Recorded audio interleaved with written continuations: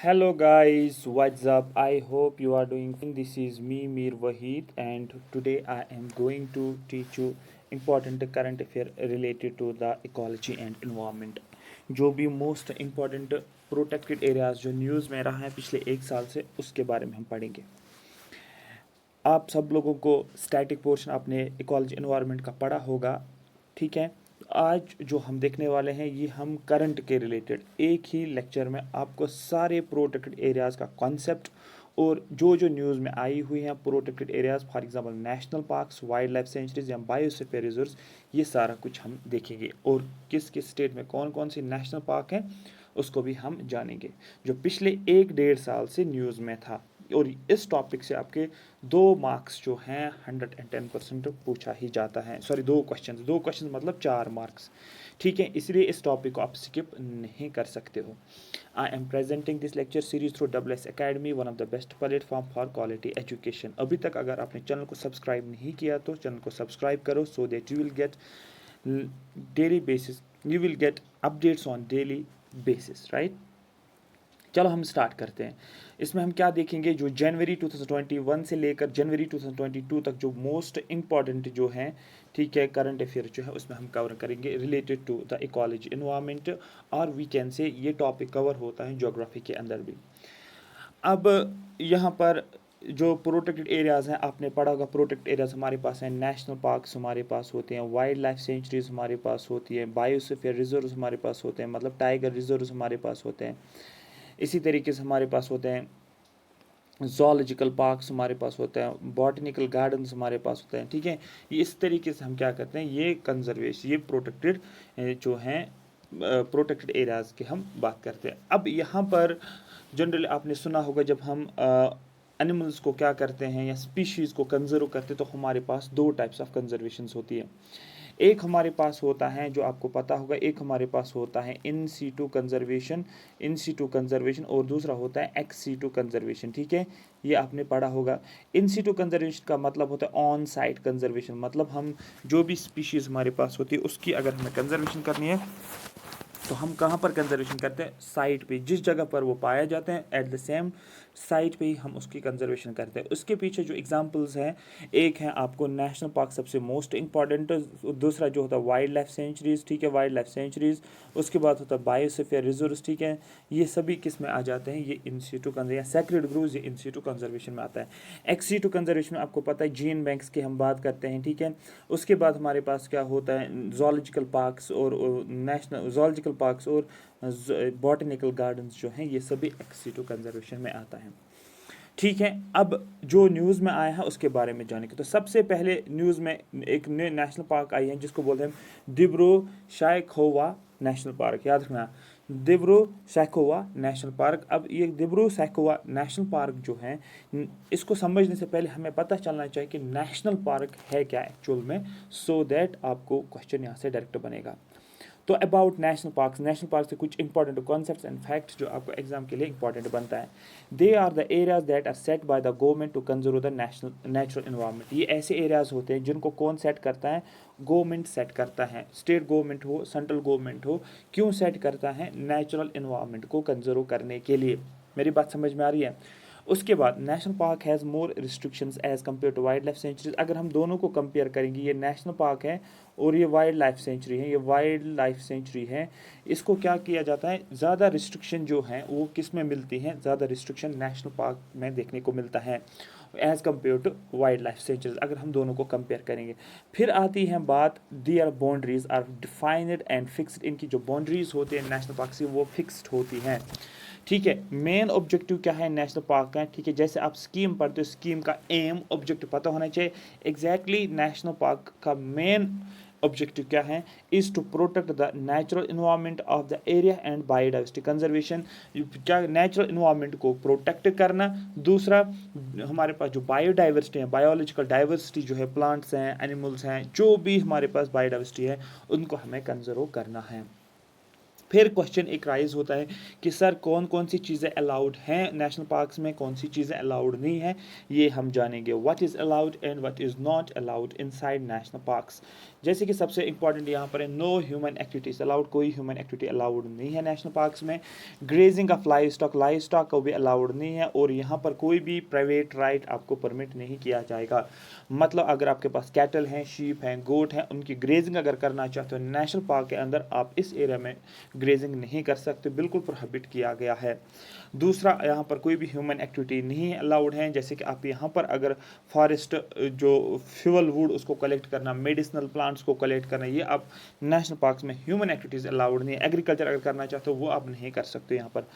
Species mentioned in the schedule of the wildlife act are not allowed to be hunted or captured। वो species जो schedules में mention किए गए, आपको पता है वाइल्ड लाइफ प्रोटेक्शन एक्ट 1972 आपने पढ़ा होगा।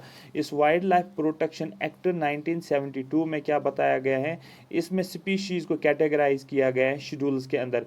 इसमें से शेड्यूल फर्स्ट से लेकर शेड्यूल 6 तक बात की गई है, और जो जो एनिमल्स इन शेड्यूल्स में लिस्ट आउट किए गए उनको एक स्पेशल प्रोटेक्शन दी जाती है। तो यहाँ पर यही बताया जाता है वो एनिमल्स, वो स्पीशीज जो कि शेड्यूल फर्स्ट से लेकर शेड्यूल 6 तक है, उनको एक क्या दिया जाए, एक प्रोटेक्शन दी जाती है। उन एनिमल्स को आप हंट नहीं कर सकते हो, उन एनिमल्स को आप कैप्चर नहीं कर सकते हो। ये किस में बताया जाता है, ये वाइल्ड लाइफ प्रोटेक्शन एक्ट 1972 में जो भी शेड्यूल एनिमल्स हैं उनकी कैटेगरी बात की जा रही है। शेड्यूल 5 आपने पढ़ा होगा, वर्मिन्स के बारे में आपने सुना होगा, ये भी आप लिंक करोगे चीज़ों के साथ, सो दैट आपको जो है एग्जाम में ईजी हो जाएगा। देखो एग्जाम में टफ नहीं होता है, प्री में एग्जाम में टफ नहीं होता है, मसला ये होता है आपको कवरेज काफ़ी ज़्यादा होनी चाहिए टॉपिक्स के रिलेटेड, बहुत ज़्यादा कवरेज, और दूसरा आप चीज़ों को लिंक करना है, ये इंपॉर्टेंट है, ठीक है। अगर ज्योग्राफी को इन्वायरमेंट के साथ लिंक कर सकते हो, इकोनॉमिक्स को पॉलिटी के साथ लिंक कर सकते हो, हिस्ट्री को पॉलिटी के साथ लिंक कर सकते हो, तो ये चीज़ें आपको बहुत ईजी हो जाती है। No person shall destroy, remove और exploit any wild life from national park, और डिस्ट्रॉय और damage the habitat of any wild life, और deprive any wild animals of its habitat within a national park. कोई भी person ना तो वो destroy कर सकता है, ना तो वो रिमूव कर सकता है, ना तो एक्सप्लॉइट कर सकता है। जो भी नेशनल पार्क के अंदर वाइल्ड लाइफ्स हैं, उन वाइल्ड लाइफ्स को आप डिस्ट्रॉय नहीं कर सकते हो, ना आप रिमूव कर सकते हो, ना उसका एक्सप्लॉइट कर सकते हो। दूसरा, जो भी वाइल्ड लाइफ है इन नेशनल पार्क्स में, उनका जो हैबिटेट जो है, जहाँ पर भी वो रहते हैं, वो हैबिटेट भी आप डैमेज या डिस्ट्रॉय नहीं कर सकते हो। मेरी बात समझ में आ रही है? तो इस तरीके से आपको ये चीज़ें याद रखनी है, क्या क्या चीज़ें बताई जा रही है। They can not be downgraded to the status of sanctuaries, इसको आप डाउनग्रेड नहीं कर सकते हो। फॉर एग्जांपल, अगर एक पहले वाइल्ड लाइफ सेंचुरी थी, अब इसको क्या किया गया, स्टेटस चेंज किया गया, अब ये बन गई नेशनल पार्क। अब दैट मीन्स नेशनल पार्क का स्टेटस मिला है एक एरिया को, एरिया ए को। ये एरिया ए पहले wild life, suppose wild life century, अब उसको जो है नेशनल पार्क का स्टेटस दिया गया। दैट मीन्स अब आप इसको डाउनग्रेड नहीं कर सकते हो, नेशनल पार्क से आप वाइल्ड लाइफ सेंचुरी में नहीं आ सकते हो। मतलब अगर मैं इस कॉन्सेप्ट को लिंक करूंगा, वो मैं करूंगा जो जजेस होते हैं हाई कोर्ट और सुप्रीम कोर्ट के, जो सुप्रीम कोर्ट का जज होता है उसको आप हाई कोर्ट का जज नहीं बनाओगे। एक अगर सुप्रीम कोर्ट का, हाई कोर्ट का जज है, उसको आप प्रमोट कर सकते हो, हाई कोर्ट जो सुप्रीम कोर्ट का जज बनाओगे, हाई कोर्ट जज का जज जो है उसको सुप्रीम कोर्ट का जज आप बना सकते हो, उसको प्रमोट कर सकते हो। बट सुप्रीम कोर्ट के जज को आप डाउनग्रेड नहीं कर सकते हो, उसको आप जो है क्या बोलते हैं, उसको डाउन नहीं कर सकते हो। किस स्टेटस से? स्टेटस ऑफ सुप्रीम कोर्ट जज से, ठीक है। तो इस लिंक कॉन्सेप्ट को यहाँ पर मुझे याद आया, मैंने आपको बता दिया, ठीक है। अब ये कौन डिक्लेयर करता है कि नेशनल पार्क का डिक्लेरेशन कौन देता है? National park can be declared by both central and state government. मैंने आपको पहले बोला सेंट्रल गवर्नमेंट भी एक एरिया को डिक्लेयर करता है कि ये नेशनल पार्क है, और स्टेट गवर्नमेंट भी डिक्लेयर करता है एक एरिया को नेशनल पार्क है। कोई भी ऑल्ट्रेशन, कोई भी चेंज आप नहीं कर सकते हो बाउंड्री का of the national park shall be made except on the resolutions passed by the state legislature. जो भी अगर आपको क्या करना है, जैसे कि ये हमारे पास नेशनल पार्क है, अब इस नेशनल पार्क का एरिया आप बढ़ाना चाहते हो या इसका एरिया आप कम करना चाहते हो। सपोज अगर ये नेशनल पार्क है, इसका एरिया आपको बढ़ाना है, तो आपने इसका एरिया इतना बढ़ा दिया, इसका एरिया आपको घटाना है, सपोज एरिया आपने कम किया है, तो मतलब अल्ट्रेशन करना है, बाउंड्रीज को चेंज करना है। ये आप तब तक नहीं कर सकते हो जब तक आप एक रेजोल्यूशन पास नहीं करोगे स्टेट लेजिस्लेचर के द्वारा। कुछ और इंपॉर्टेंट फैक्ट जो आपको नेशनल पार्क्स के थ्रू याद रखना है, वो है मैक्सिमम नेशनल पार्क स्टेट्स, ठीक है। सबसे ज़्यादा किस स्टेट में नेशनल पार्क्स है एज ऑफ 2022? आपको याद रखना है एमपी में जो है सबसे ज़्यादा मैक्सिमम नेशनल पार्क्स है। उसके बाद second largest number of national parks कहाँ पर है? आपको बोला उत्तराखंड में। उत्तराखंड की जितने भी नेशनल पार्क्स हैं ये इंपॉर्टेंट बनते हैं, 8-9 नेशनल पार्क्स को आपको टिप पे होने चाहिए, जैसे कि gym Corbett national park, Gangotri national park, ठीक है, साइलेंट वैली नेशनल पार्क, या आप बोल सकते हो गंगोत्री नेशनल पार्क, ठीक है, valley of flowers national park, ये जितने भी नेशनल पार्क्स हैं वो इंपॉर्टेंट बनते हैं। The country total 104 national parks with an area of about 40,000 square kilometres. मतलब अभी एट प्रेजेंट जो है इंडिया के अंदर 104 नेशनल पार्क्स हैं, और इन 104 के 4 का नाम आपको याद नहीं रखना है, आपको कम से कम 60 से 70 नेशनल पार्क्स का नाम पता होना चाहिए जो कि मोस्ट इंपॉर्टेंट स्टेट्स में पाए जाते हैं। जैसे कि वेस्ट बंगाल की जो नॉर्थ ईस्टर्न स्टेट जो सेंसिटिव एरिया जो होते हैं वहाँ के नेशनल पार्क इंपॉर्टेंट बनते हैं, जम्मू एंड कश्मीर के नेशनल पार्क इंपॉर्टेंट बनती है, लद्दाख में कोई नेशनल पार्क है तो वो इंपॉर्टेंट बनता है, मेघालय में कोई नेशनल पार्क है वो इंपॉर्टेंट बनता है। इसी तरीके से वेस्ट बंगाल के नेशनल पार्क इंपॉर्टेंट, उत्तराखंड के नेशनल पार्क इंपॉर्टेंट, आसाम के नेशनल पार्क इंपॉर्टेंट बनते हैं, जो गुजरात के नेशनल पार्क इंपॉर्टेंट बनते हैं, ठीक है। इसी तरीके से बांडीपुर कर्नाटक के एक नेशनल पार्क इंपॉर्टेंट बनते हैं, नगरहोल एक इंपॉर्टेंट है, यूपी गवर्नमेंट की जो यूपी स्टेट के नेशनल पार्क कुछ इंपॉर्टेंट, दुधवा नेशनल पार्क। इसी तरीके से आपको सुल्तानपुर हरियाणा के आपको याद रखना, मतलब कुछ इंपॉर्टेंट नेशनल पार्क है जो आपको टिप्स पे होने चाहिए। उसके बाद ये एक इंपॉर्टेंट बनता है फर्स्ट नेशनल पार्क कौन सा, आपको बोलना जिम कॉर्बेट नेशनल पार्क कहाँ पर है, आपको बोलना है सर जिम कॉर्बेट उत्तराखंड में। लार्जेस्ट नेशनल पार्क कौन सा, आपको बोला हिमस है, हिमस कहाँ पर है, आपको बोलना है आसाम है। हिमस नेशनल पार्क की बात करो, मानस नेशनल पार्क की बात करो, औरंग नेशनल पार्क की बात करो, ठीक है, ठीक है, नमेरी नेशनल पार्क की बात करो, ठीक है। स्मॉलेस्ट नेशनल पार्क अगर बात करेंगे तो साउथ बटन नेशनल पार्क सबसे छोटी नेशनल पार्क जो साउथ बटन नेशनल पार्क, और लेटेस्ट जो लास्ट नेशनल पार्क ऐड हुई है और 104 नेशनल पार्क्स बनी है, तो लास्ट वाली जो है that is Kannauj national park, ठीक है, कनौज नेशनल पार्क आपको याद रखना। ये फैक्ट्स अगर याद होंगे तो आप इजीली इकोलॉजी एनवायरनमेंट से, मैं फिर से रिपीट करूँ, इकोलॉजी एनवायरनमेंट के आपके ऑलमोस्ट 20 से 22 क्वेश्चंस मिलेंगे, मतलब 40 मार्क्स प्री में आपको इकोलॉजी एनवायरनमेंट से ही आ जाएगा, ठीक है। अगर आपने देखा यूपीपीएससी का एग्जाम, उसमें 23 क्वेश्चंस इकोलॉजी एनवायरनमेंट में आपको पूछे गए। अब उसी को चीज़ों को लिंक करोगे, क्योंकि जितने भी स्टेट एग्जाम्स में अब ecology environment science and tech को ज़्यादा प्रेफरेंस दी जाती है, और अब यहाँ पर आपको ज़्यादातर देखने को मिलेगा ऑलमोस्ट, अगर कुछ नहीं तो 18 to 20 क्वेश्चन तो वैसे भी मिलेंगे, मतलब 18 to 20 का मतलब 38 से लेकर 40 मार्क्स जो है आपको आएगा ही आएगा। इसीलिए आपको कॉम्प्रहेंसिव स्टडी करनी है इकोलॉजी एनवायरनमेंट के, ना कि ऊपर ऊपर से। कॉन्सेप्ट क्लियरिटी होनी चाहिए नंबर फर्स्ट। दूसरा आपको क्लियर होना चाहिए, फैक्ट्स पे ज़्यादा कमांड होनी चाहिए, फैक्ट्स पे बहुत ज़्यादा रोल होना चाहिए आपका। तीसरा करंट अफेयर पे अच्छा कमांड होना चाहिए, ठीक है। ये यहाँ तक क्लियर हो गया जो नेशनल पार्क्स के बारे में, मतलब जो प्रोटेक्टेड एरिया में से सबसे मोस्ट इंपॉर्टेंट नेशनल पार्क्स जो कॉन्सेप्ट था ये मैंने आपको बता दिया। अब न्यूज़ में क्या क्या आया है, क्यों न्यूज़ में आया, थोड़ा सा समझेंगे।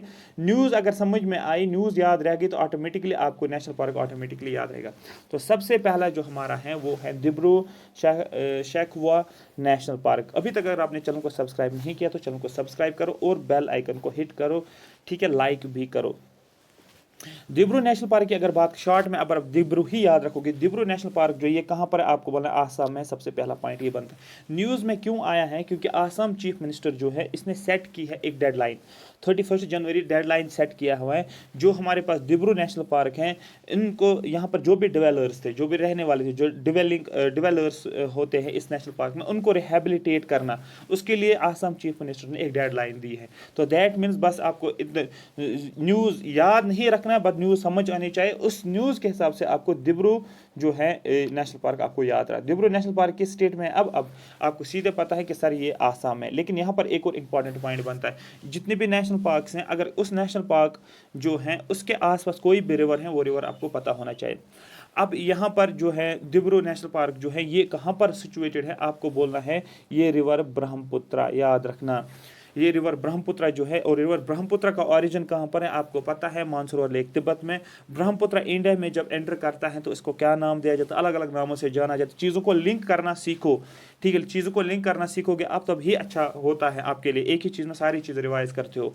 तो रिवर ब्रह्मपुत्रा का ओरिजिन जो है मानसरोवर लेक तिब्बत, और फिर ये क्या करता है, फिर ये ईस्ट वर्ड्स की तरफ फ्लो करता है, फिर नामचा बारवा में टिल्ट ले लेता और अरुणाचल प्रदेश में आता है। अरुणाचल प्रदेश में इसका अलग से नाम है, आसाम में इसको अलग से नाम दिया जाता है, और फिर चला जाता है ये वेस्ट बंगाल में। सारा कुछ आपको पता है, ठीक है। इसी तरीके से गंगा रिवर भी आपने सुना होगा, इंडस रिवर भी सुना होगा, ये याद रखना है। लेकिन दिब्रू नेशनल पार्क जो है ये सिर्फ नेशनल पार्क ही नहीं है, ये बायोस्फीयर रिजर्व भी है, ये आपको याद रखना है। और बायोस्फीयर रिजर्व का मैं कॉन्सेप्ट बताता हूँ। बायोस्फीयर रिजर्व के 3 जोन होते हैं। सबसे पहला वाला जो होता है इनसाइड वाला, ये कोर जोन होता है, उसके बाद बफर जोन होता है, और उसके बाद ट्रांजिशन जोन होता है, ये आपको याद रखना है। CBT आप टेस्ट देते हो ना, CBT इस तरीके से अंदर से बाहर की तरफ CBT, ये हो गया C, ये हो गया B, ये हो गया T। CBT टेस्ट जो आप देते हो कंप्यूटर बेस्ड टेस्ट, इस तरीके से आप याद रखें। कोर, बफर और ट्रांजिशन, ये क्वेश्चन भी पूछा जाता है। सबसे ज़्यादा प्रोटेक्शन किन एनिमल्स को मिलते हैं? जो कोर एरियाज में, और कोर एरियाज में ही ज़्यादातर नेशनल पार्क आपको देखने को मिलते हैं। बायोस्फीयर रिजर्व का जो कोर एरिया जो होता है वहाँ पर हमें नेशनल पार्क देखने को मिलती है, ठीक है। It is largest swamp forest in north eastern India, ये नॉर्थ ईस्टर्न इंडिया में एक स्वैम्प फॉरेस्ट के तौर पे देखने को मिलता है। अब यहाँ पर ये तो मैंने आपको बता दिया, ये मैंने समझाया आपको। अब यहाँ पर जो है नेक्स्ट जो न्यूज़ में आया है, एक और national park, wild life sanctuary आई है, प्रोटेक्टेड एरियाज के बारे में हम पढ़ रहे हैं। एक और नेशनल पार्क है जो आपको याद रखना है, जिसको नाम दिया जाता है ठीक है, उमद पोनी, ठीक है, पोनी खार हांदला वाइल्ड लाइफ सेंचुरी, याद रखना, खार हांदला वाइल्ड लाइफ सेंचुरी याद रखना है। न्यूज़ में क्यों आया है? A tigress and her 2 cubs were found dead. यहाँ पर इस national park wild life sanctuary की अगर बात करेंगे, खार हांदला नेशनल पार्क की अगर बात करेंगे, यहाँ पर एक टाइग्रेस और उसके 2 कब्स, उनकी डेथ हुई है यहाँ पर, इसलिए ये न्यूज़ में आया। अब क्वेश्चन है ये कहाँ पर है? ये वाइल्ड लाइफ सेंचुरी है महाराष्ट्र के नागपुर में, आपको याद रखना है। दूसरा एक और इम्पॉर्टेंट पॉइंट यही बनता है यहाँ पर, महाराष्ट्र के और प्रोटेक्टेड साइट्स कौन कौन से नेशनल पार्क है महाराष्ट्र में। मैं वही नेशनल पार्क बताऊंगा यहाँ पर जो ऑलरेडी एग्जाम से पूछे गए। सबसे पहला पूछा गया है तोदोबा नेशनल पार्क जो है, ठीक है, तादोबा नेशनल पार्क जो है ये महाराष्ट्र में है। उसके बाद पंच नेशनल पार्क जो है ये महाराष्ट्र में, एक और जो है नवी गांव नेशनल पार्क है, और दूसरा जो संजय गांधी नेशनल पार्क, ये भी आपको याद रखना है। इसके अलावा Gugamal national park, important national parks जो आपको महाराष्ट्र स्टेट में देखने को मिलेगा, ठीक है। इस तरीके से आपको पढ़ना है। अगर एक नेशनल पार्क किसी स्टेट की न्यूज़ में है, उस स्टेट की बाकी नेशनल पार्क्स ऑटोमेटिकली इंपॉर्टेंट बनती है। एक और न्यूज़ में आया है, इसको बोलते हैं दीप, ठीक है, दीपौर बील, ठीक है, दीपौर बील। ये दीपौर बील क्या है? ये आपको बोलना, ये दीपौर बील है एक वेटलैंड है। ये कहाँ पर है? आपको बोलना है गुवाहाटी में, आसाम की गुवाहाटी में एक वेटलैंड है जिसको बोला जाता है दीपौर बील। अब यहाँ पर है, क्यों न्यूज़ में आया है? Assam has prohibited community fishing at Deepor Beel. Assam government ने प्रोहिबिट किया है कि कम्युनिटी फिशिंग कहाँ पर? दीपौर बील। मतलब दीपौर बील में कोई भी कम्युनिटी फिशिंग आप नहीं करोगे। और ये दीपौर बील क्या है? ये वेटलैंड है, कहाँ का? आपको बोलना है ये है आसाम में, और इसको जो है ये ओनली वेटलैंड, ये ओनली रमसार साइट है, कहाँ पर? आपको बोलना वेटलैंड ऑफ इंटरनेशनल इंपॉर्टेंस इसको दिया गया है। अब ये कहाँ पर है? आसाम तो आपको पता है, लेकिन इसके अलावा परमानेंट फ्रेश वाटर लेक हैं, ठीक है। और दूसरा जो है यहाँ पर आपको देखने को मिले, बस इतना ही आप अगर याद रखोगे, ये इंपॉर्टेंट है, बस इतना ही याद रखो, ज़्यादा नहीं। It is a wetland under Ramsar convention which has been listed since 2002, ठीक है। इसको क्या दिया गया? स्टेट्स मिला है, रमसार कन्वेंशन के अंडर लाया गया इस वेटलैंड को, ठीक है, और 2002 में। इसके अलावा रमसार कन्वेंशन जो है ये आपको पढ़ा होगा, वेटलैंड डे जो है सबसे पहले इंपॉर्टेंट 2 फरवरी को मनाया जाता है, हर साल वेटलैंड डे मनाया जाता है। और जो है रमसार कन्वेंशन आपने पढ़ा होगा, जो स्टार्ट हुआ है ईरान, आपको याद रखना है। रमसार एक सिटी है कहाँ पर? ईरान में। तो ये भी आपको लिंक करना है रमसार के साथ, ठीक है। क्वेश्चन पूछा जाएगा, रमसार कन्वेंशन इज रिलेटेड टू, आपको बोलना है वेटलैंड, ठीक है। और ये कहाँ पर हुआ है, होता है, ठीक है, आपको बोलना है रमसार कन्वेंशन ईरान में हुआ है, ठीक है। और ये रमसार एक जगह है, लोकेशन है, वहाँ पर एक कन्वेंशन हुआ था। क्यों हुआ था? क्योंकि जो भी हमारे पास वेटलैंड जो हैं, जिनके इंटरनेशनल इंपॉर्टेंस हमें देखने को मिलती हैं, उन वेटलैंड्स को कंजर्व करना, ये बताया गया है रमसार कन्वेंशन के अंदर, जो 1971 में हुआ। इस तरीके से आप याद रखोगे। 1971 में आपको पता है कि यहाँ पर इंडिया पाकिस्तान के बीच में वार भी चल रहा था, और आपको पता है बांग्लादेश जो है उसका लिबरेशन ऑलमोस्ट, आई होप, इसी के आसपास देखने को मिल रहा है, ठीक है। समझ आया? तो यहाँ पर आपको याद रखना है, ठीक है। अब यहाँ पर कुछ इंपॉर्टेंट एडिशनल इन्फॉर्मेशन जो है, जो आपको याद रखनी है, कि जो अब हमने बात तो उठा दी है, लेक्स की बात उठा दी हमने, क्योंकि जो मैंने आपको बोला था दीपौर बील जो है, ठीक है, क्या नाम था इसका नाम था, हाँ, दीपौर बील जो है, ये एक वेटलैंड है। तो यहाँ पर मैंने क्या बताया आपको, ये एक परमानेंट फ्रेश वाटर लेक है, और यहाँ पर फिर लेक्स की बात आ रही है। जो इंपॉर्टेंट इन्फॉर्मेशन यहाँ पर आपको याद रखनी है, largest fresh water lake India का क्या है? आपको बोलना है सर ये वलोर लेक है, ठीक है। दूसरा ये बनता है largest fresh water lake of Asia भी है ये, ठीक है। या इंडिया का सबसे लार्जेस्ट फ्रेश वाटर लेक क्या है? आपको बोलना वलोर लेक। एशिया का भी largest fresh water lake Wular lake है। वलोर लेक को लोकेट किया गया है, ये कहाँ पर लोकेट? आपको बोला Bandipora district of Jammu and Kashmir. Confuse नहीं होना, एक नेशनल पार्क है जिसको बोलते हैं हम बांडीपुर नेशनल पार्क। ये कहाँ पर? आपको बोला कर्नाटक में। नेशनल पार्क का नाम है बांडीपुर नेशनल पार्क। ये बांडीपुर जम्मू एंड कश्मीर में नहीं, ये बांडीपुर नेशनल पार्क कर्नाटक में है, ठीक है। और यहाँ पर वलोर लेक जो है ये कहाँ पर, ये बांडीपुरा डिस्ट्रिक्ट में है। चिल्का लेक आपने सुना होगा नाम, ये उड़ीसा में है, ये largest saline water lake in India.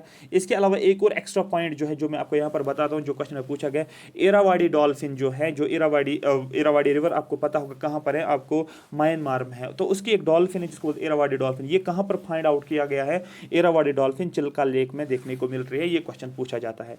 ठीक है। उसके बाद वेम्बनाड लेक मैंने आपको ऑलरेडी पढ़ाया होगा, यूट्यूब में काफ़ी बार आपने सुना वेम्बनाड लेक, ये कहाँ पर है, केरला में, बहुत ज़्यादा इंपॉर्टेंट है।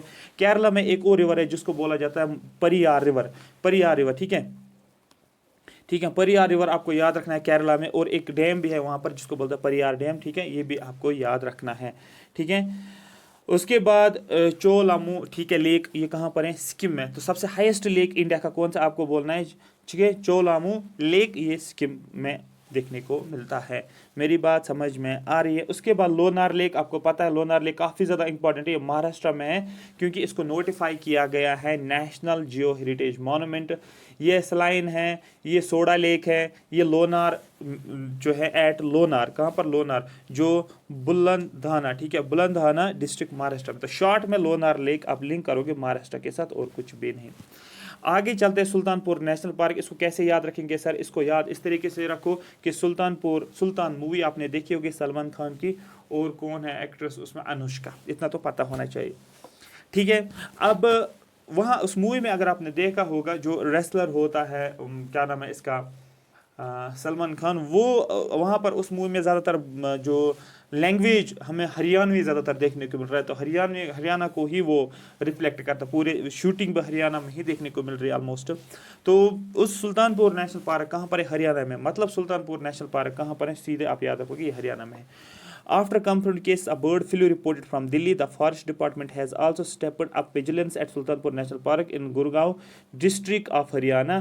न्यूज़ में इसलिए है ये क्योंकि बर्ड फ्लू जो कंफर्म, बर्ड फ्लू के केसेस जो कंफर्म हुए थे दिल्ली में, क्योंकि दिल्ली हरियाणा के साथ बॉर्डर बनाता है, तो फॉरेस्ट डिपार्टमेंट ने क्या किया है, विजिलेंस लगा लिया है, कहाँ पर, stepped off vigilance at Sultanpur national park. Sultanpur national park पे अब नजर रही है किसके ऊपर, जो भी सुल्तानपुर नेशनल पार्क में जो भी वाइल्ड लाइफ होंगे उनके ऊपर नजर रही है, क्योंकि कोई बर्ड फ्लू तो नहीं देखने को मिल रहा है यहाँ पर, ये यहाँ पर तो नहीं आ रहा है। तो दिल्ली में अगर बर्ड फ्लू के केस हैं तो नज़र किस पे रही है, सुल्तानपुर नेशनल पार्क में, क्योंकि दिल्ली और हरियाणा जो है ये बॉर्डरिंग स्टेट्स हैं, तो आपको खुद पता है कि ये तो सबको पता है। इट इज़ लोकेटेड, ये कहाँ पर है आपको, मतलब सुल्तानपुर एक विलेज है वहाँ पर आपको देखने को मिलेगा। अब क्वेश्चन है यहाँ पर इस सुल्तानपुर नेशनल पार्क में इंपॉर्टेंट क्या है, बर्ड फ्लू आपने सुना होगा नाम, तो दैट मीन्स यहाँ पर बर्ड्स पाए जाते हैं, एक है साइबेरियन क्रेन और दूसरा ग्रेटर फ्लेमिंगोस। साइबेरियन क्रेन, और ये क्वेश्चन बहुत ज़्यादा इंपॉर्टेंट होता है, ऐसी कौन सी नेशनल पार्क है जहाँ पर हमें ग्रेटर फ्लेमिंगो और दूसरा जो है साइबेरियन क्रेन्स देखने को मिलता है, आपको बोलना है ये हमें सुल्तानपुर नेशनल पार्क में देखने को मिलता है। इसके अलावा एडिशनल इंपॉर्टेंस जो है हरियाणा नेशनल पार्क की, that Sultanpur national park was notified as Ramsar site, ये एक रमसार साइट भी है। और अगस्त 2021 में, याद रखना 2022 2 फरवरी, याद रखना 2 फरवरी, ठीक है, में 2 और नेशनल पार्क्स को ऐड किया गया है, 2 वेटलैंड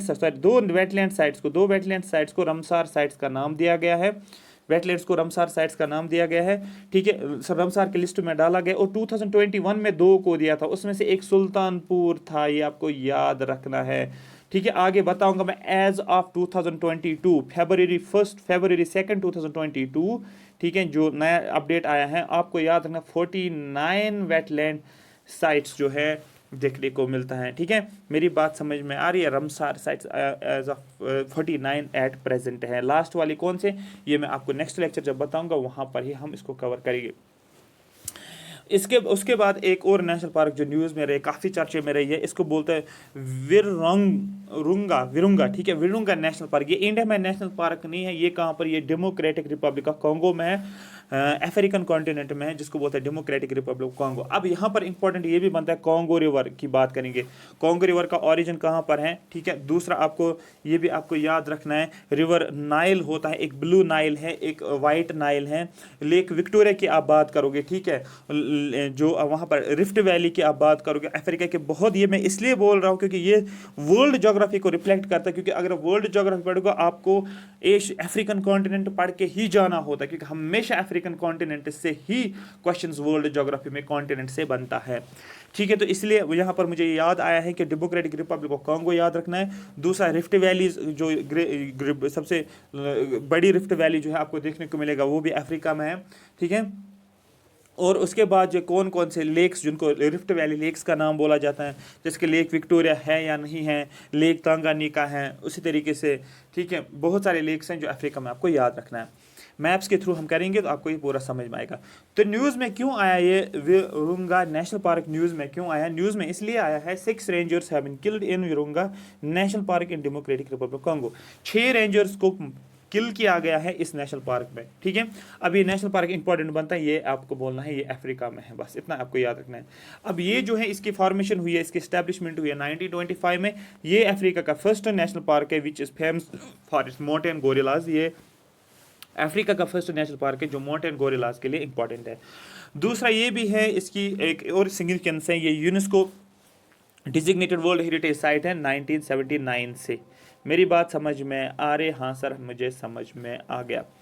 एक और यहाँ पर इंपॉर्टेंट बनता है जिसको बोला जाता है हरी के वेटलैंड। हरी के वेटलैंड सबसे पहले पता होना चाहिए पंजाब में है, बस ये इंपॉर्टेंट है, याद है यहाँ पर हरी के वेटलैंड कहाँ पर है? पंजाब में। अब न्यूज़ में क्यों आया? देखो, कुछ माइग्रेटरी बर्ड्स होते हैं जो माइग्रेट करते हैं एक जगह से दूसरी जगह। विंटर में क्या हुआ है, कुछ विंटर माइग्रेटरी वाटर बर्ड्स आए जो वाटर में रहते हैं, वो उन बर्ड्स ने क्या किया है, उन बर्ड्स ने माइग्रेट किया है। और कहाँ से? आपको using the central Asian flyway, मतलब सेंट्रल एशिया का रास्ता उन्होंने जो फ्लाईवे जो है वो रास्ता उन्होंने जो है अडॉप्ट किया है, वो रास्ता उन्होंने देखा है, उस रास्ते से वो आगे है और उन्होंने एक बी लाइन क्रिएट की। बी लाइन का मतलब स्ट्रेट लाइन एक बना ली है। कहाँ पर? हरी के वेटलैंड में। ये न्यूज़ में आया, इसलिए हरी के वेटलैंड जो है आपको याद रखना है, ये कहाँ पर है? पंजाब में है। ठीक है, उसके बाद जो है पंजाब की 2 इंपॉर्टेंट जो रिवर्स आपको याद रखना है, आपको ना, एक बीज है, एक सतलुज है। अब यहाँ पर सतलुज का ओरिजिन कहाँ पर और बीज का ओरिजिन कहाँ पर है? ठीक है, बीज का ओरिजिन जो है, या बियास भी आप बोल सकते हैं, इसका ओरिजिन जो बियास कुंद। ठीक है, दूसरा सतलुज का ओरिजिन जो है ये इंडिया में नहीं, इसका ओरिजिन जो मानसरोवर लेक तिब्बत में। 3 रिवर्स ऐसे जिनका ओरिजिन जो तिब्बत में, मानसरोवर लेक तिब्बत में। एक है आपके पास इंडस, और एक है आपके पास ब्रह्मपुत्र, और एक आपके पास सतलुज। ठीक है, तो SBI आप याद रख सकते, मैंने आपको बहुत बार भी पढ़ाया होगा, आपको SBI याद रखना है। स्टेट बैंक ऑफ इंडिया का ओरिजिन कहाँ पर है आपको बोलना है, वो ओरिजिन है मानसरोवर लेक तिब्बत में। अब ये मैं समझा रहा हूँ, ये SBI नहीं है, मतलब वो SBI state bank of India, ये है सतलुज, ब्रह्मपुत्र और इंडस। ठीक है, और आपको पता है सतलुज किसकी ट्राइब्यूटरी है? सतलुज जो है ये ट्राइब्यूटरी है इंडस की ट्राइब्यूटरी है, ये आपको पता है। ठीक है, और ये ईस्टर्न मोस्ट ट्राइब्यूटरी है इंडस की, ये भी क्वेश्चन पूछा जाता है। सभी चीज़ों को लिंक करोगे तभी चीज़ें समझ में आ जाएगी। अगर आप डायरेक्ट पढ़ते जाओगे तो उसको ज़्यादातर आपको रिटेन नहीं रहेगा, उसी टाइम तक रिटेन रहेगा, 2 दिन के बाद धुआं उड़ जाता है फिर दिमाग से। इसीलिए चीज़ों को लिंक करोगे तो याद हो जाएगा। उसके बाद बांदीपुर। ठीक है, आधे तो पढ़ते हैं इसको बांदीपुर, आधे बांदीपुर, तो आपको याद रखना है, आपको एग्जाम में क्वेश्चन ठीक होना चाहिए, कुछ भी पढ़ लो। Bandipur national park, tiger reserve की मैं बात कर रहा हूँ। ठीक है, तो यहाँ पर a stranded wild elephant was rescued in Nugu reservoir close to Bandipur national tiger reserve. तो एक वाइल्ड एलिफेंट को रेस्क्यू किया गया है, एक रिजर्वायर है जिसको बोलते हैं नागो रिजर्वायर। नागो रिजर्वायर में एक एलिफेंट था, वो इस रिजर्वायर में चला गया था और उसको अब रेस्क्यू किया गया। लेकिन अब ये जो है नागो रिजर्वायर, ये बांदीपुर टाइगर रिजर्व है। ठीक है, टाइगर रिजर्व के आसपास है, इसलिए बांदीपुर टाइगर रिजर्व न्यूज़ में है। ठीक है, अब ये लोकेशन इसकी कहाँ पर है? सबसे पहला पॉइंट यही बनता है एग्जाम के लिए, आपको बोलना है कर्नाटक में। जिसको मैं हाईलाइट करूंगा या इनसर्कल करूंगा ना, मतलब वो पॉइंट आपको याद रखना है। अब एक और इंपॉर्टेंट पॉइंट यही बनता है कि जो ये बांदीपुर नेशनल पार्क है, ये है कहाँ पर, ये एग्जैक्टली लोकेशन इसकी कहाँ है? स्टेट तो ले रहा है ये कर्नाटक स्टेट में, बट एग्जैक्ट लोकेशन किस जगह पर? आपको ट्राई जंक्शन जहाँ पर 3 रास्तों का जंक्शन होता है, ये एक रास्ता, ये दूसरा रास्ता, ये तीसरा रास्ता, ये हो गया ट्राई जंक्शन। अब यहाँ पर इसका जो है ये एग्जैक्ट लोकेशन है, 3 स्टेट्स का जो ट्राई जंक्शन है, कर्नाटक, तमिलनाडु और केरला के ट्राई जंक्शन पे, ये आपको याद रखना। लेकिन एग्जैक्टली लोकेशन इसकी कहाँ पर है? कर्नाटक में। ठीक है, इसका स्टेटस क्या है? 1974। जो देखो प्रोजेक्ट टाइगर आपने पढ़ा होगा। ठीक है, जब भी टाइगर रिजर्व्स की बात की गई है तो टोटल इन स्टार्टिंग में जो प्रोजेक्ट टाइगर लॉन्च किया गया, और उसमें ये बताया गया पहले कितने टाइगर रिजर्व्स को इस्टेब्लिश किया गया। आपको बोला 9 टाइगर रिजर्व्स को इस्टेब्लिश किया गया था इनिशियली। एट प्रेजेंट कितने हैं उस पर मत जाओ आप, बट इनिशियली जब प्रोजेक्ट टाइगर बनाया गया था, उस प्रोजेक्ट टाइगर के अंडर इस्टेब्लिश किया गया था टाइगर रिजर्व को। पहले 9 टाइगर रिजर्व को इस्टेब्लिश किया गया, ठीक है। अब उस 9 में से एक बांडीपुर टाइगर रिजर्व भी था, ये आपको याद रखना है। मेरी बात समझ में आ रही है? ये इसका स्टेटस था। और आज आपको पता ही है कि बांडीपुर नेशनल पार्क भी है। Other tiger reserve in Karnataka में बाकी टाइगर रिजर्व कौन कौन सा इंपॉर्टेंट है, मैंने आपको पहले बोला। नगर होल आपको याद रखना है, ये ज़्यादातर पूछा जाता है, ठीक है। और बादरा भी अगर याद रखोगे, ये भी याद रखो, बट नगर होल पूछा गया है तो इसलिए आपको याद रखना है। ये पीडीएफ आपको पूरा पढ़ना पड़ेगा, थॉरोली आपको एक दो बार पढ़ना है, बस आपको माइंड में कैच हो जाएगी चीज़ें। बाकी आप एग्जाम में इजीली इसको कर सकते हो, ठीक है। फिर आपका मेंस जो होगा वो केएस का मेंस हो या आईएएस का मेंस हो, आप डेफिनेटली इनका मेंशन कर सकते हो। अगर कभी आर्टिकल आते हैं कर्नाटक के ऊपर या नेशनल पार्क के ऊपर, आप कुछ इंपॉर्टेंट नेशनल पार्क को मेंशन कर सकते हो। अब यहाँ पर एक और टाइगर रिजर्व जो न्यूज़ में है, जिसको बोलते हैं कान्हा टाइगर रिजर्व। न्यूज़ में क्यों आया है? A tigers was found dead in the buffer zone of Kanha tiger reserve in Madhya Pradesh. तो सबसे पहले कान्हा कहाँ पर है? आपको बोला Kanha tiger reserve in MP में है। अब यहाँ पर आपको मैंने पहले बोला था हमारे पास क्या होता है, कोर जोन, बफर जोन और हमारे पास ट्रांजिशन जोन होता है। लेकिन टाइगर रिजर्व का जो बफर जोन होता है वहाँ पर इसकी डेथ देखने को मिली है। मतलब ये बफर जोन में टाइगर था, उसकी डेथ आपको देखने को मिला, टाइग्रस, ठीक है।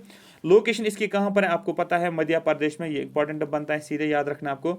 और मध्य प्रदेश के थ्रू क्या होता है आपको बोला, मध्य प्रदेश के थ्रू ट्रॉपिक ऑफ कैंसर भी पास होता है। ये भी आप यहाँ पर याद रख सकते हो। जो पॉइंट जहन में आते हैं तो उनको बोलता जा रहा हूँ मैं। It is the largest national park in MP में सबसे बड़ी नेशनल पार्क है। और कान्हा नेशनल पार्क जो ये नेशनल पार्क भी है और टाइगर रिजर्व भी है, ये आपको याद रखना है, ठीक है।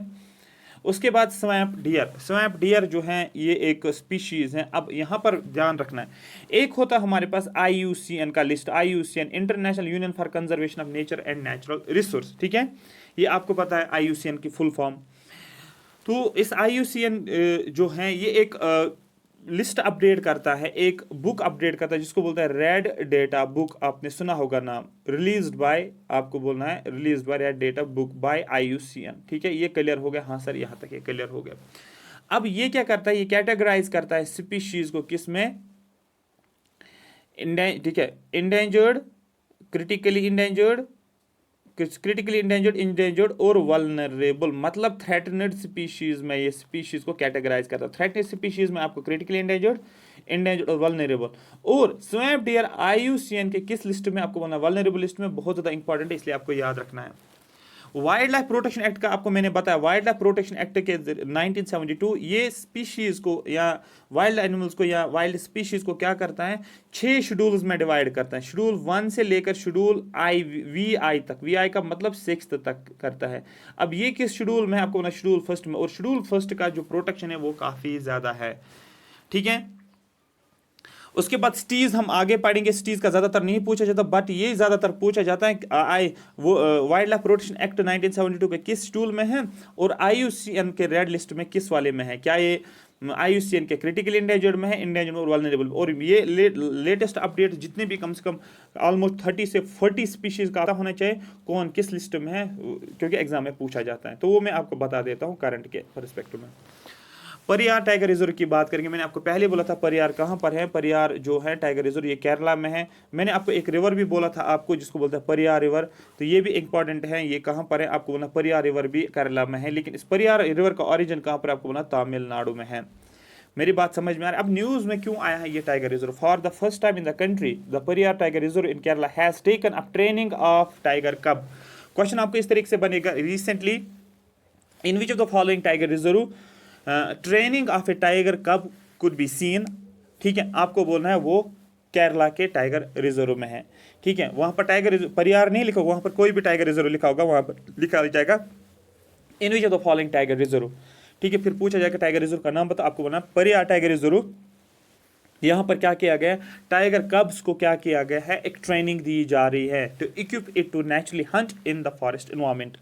उसके बाद जो है परियार रिवर इंपॉर्टेंट है। परियार रिवर आपको पता है कहाँ पर है, केरला में, तमिलनाडु इसका origin. It originates in the Sivagiri hills of western Ghats. आपने पढ़ा होगा ये वेस्टर्न घाट्स है, ये ईस्टर्न घाट्स, इसका ओरिजिन वेस्टर्न घाट्स के तमिलनाडु में है, ठीक है।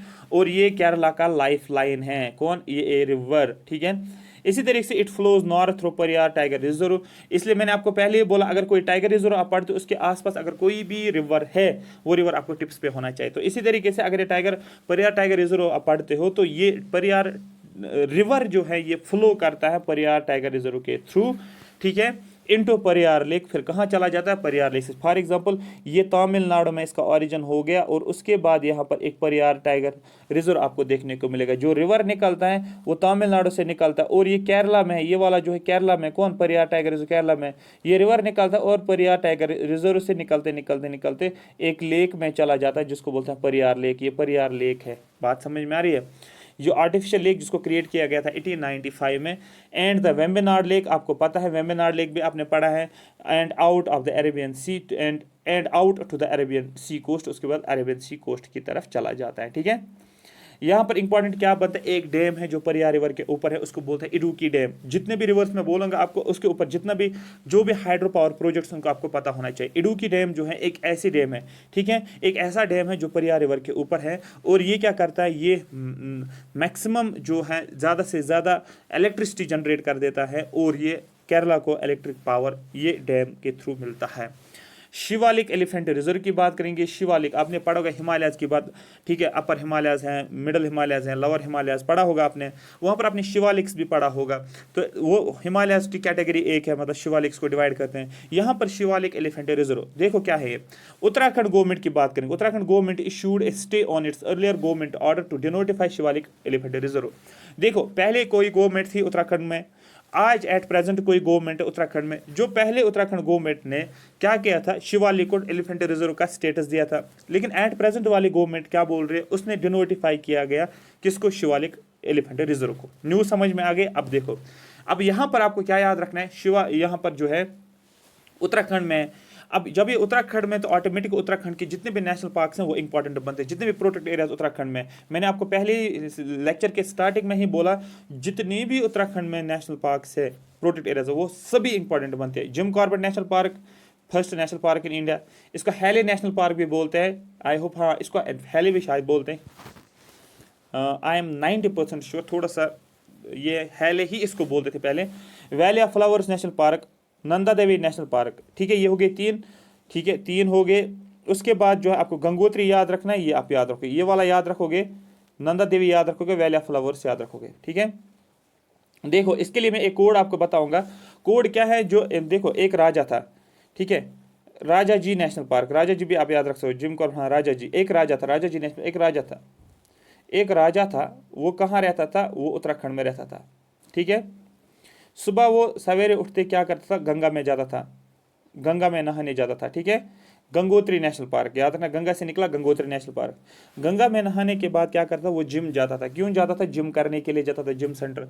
तो राजा सुबह सवेरे उठता था, राजा जो है उत्तराखंड में रहता था, सुबह सवेरे उठता था, राजा से राजा जी निकला, फिर क्या करता था, फिर गंगा में नहाने के लिए जाता था, नहाने के बाद क्या आता था, फिर जिम जाता था, फिर जिम में क्या करता, जिम कंप्लीट करता, फिर वहाँ से वापस आता था, फिर एक फ्लावर देखता था, शॉप पे जाकर एक फ्लावर लेकर आता था, या किसी पार्क से उठा के फ्लावर लेकर आता था, फिर जो देवी होती थी देवी के पैरों में डालता था, या देवी को हाथ में देता था उस फ्लावर को।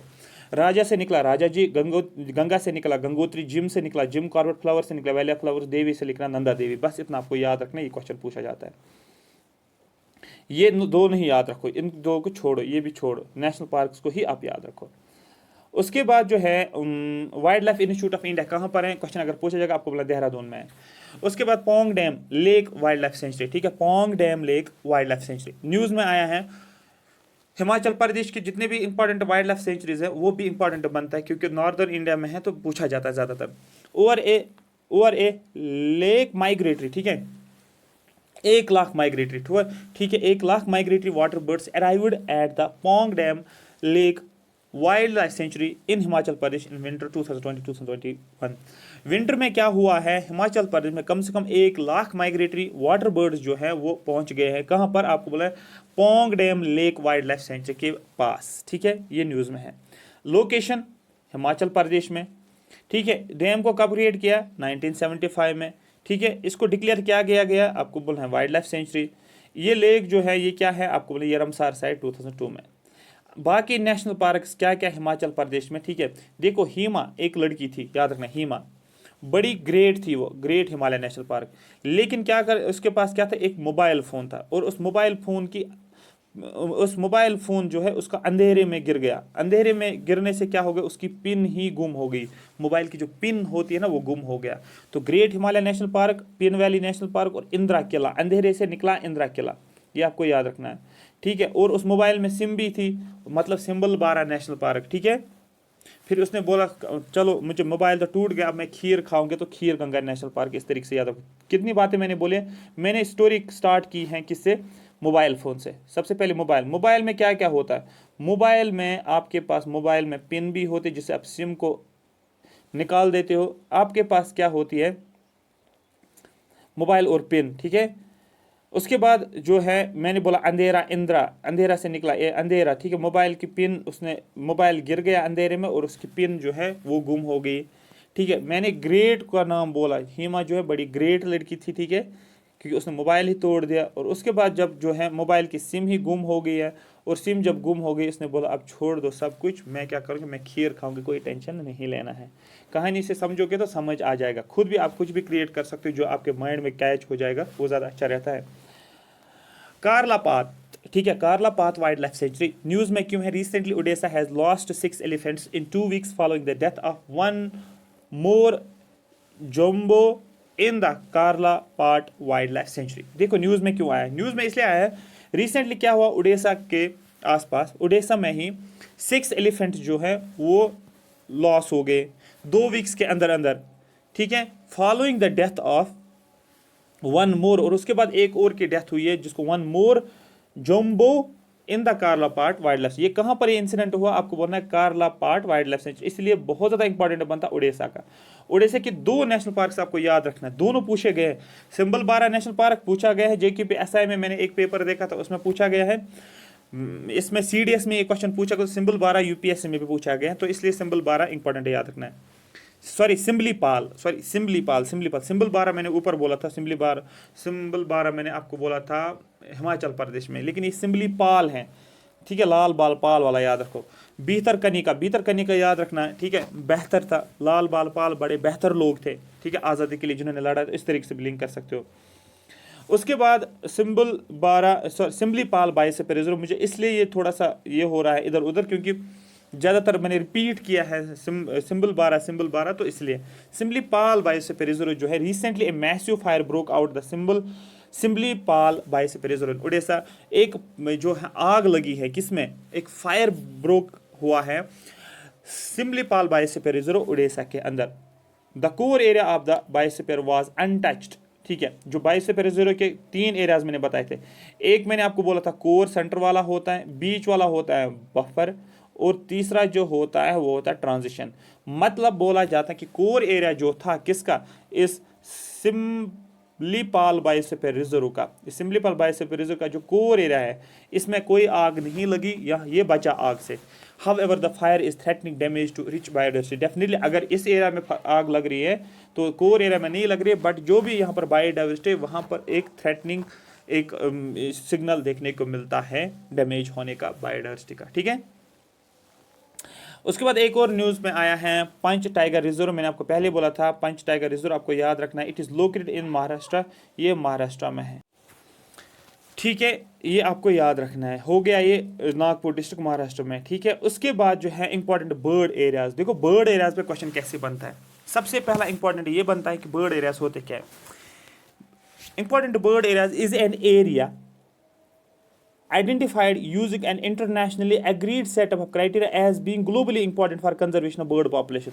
Important bird areas इसलिए important मतलब ऐसे एरियाज होते हैं जिन एरियाज को आइडेंटिफाई किया जाता है कि यहाँ पर जो भी बर्ड्स की पॉपुलेशन जो है, जिन बर्ड्स की पॉपुलेशन जो बर्ड्स होते हैं उनकी पॉपुलेशन जो होती है उनको यहाँ पर एक कंजर्वेशन देखने को मिल रहा है, जिनकी ग्लोबल इंपॉर्टेंस बर्ड्स की होती है, जिन जिन एरियाज में वो बर्ड्स पाए जाते हैं उन एरियाज को बोला जाता है इंपॉर्टेंट बर्ड एरियाज।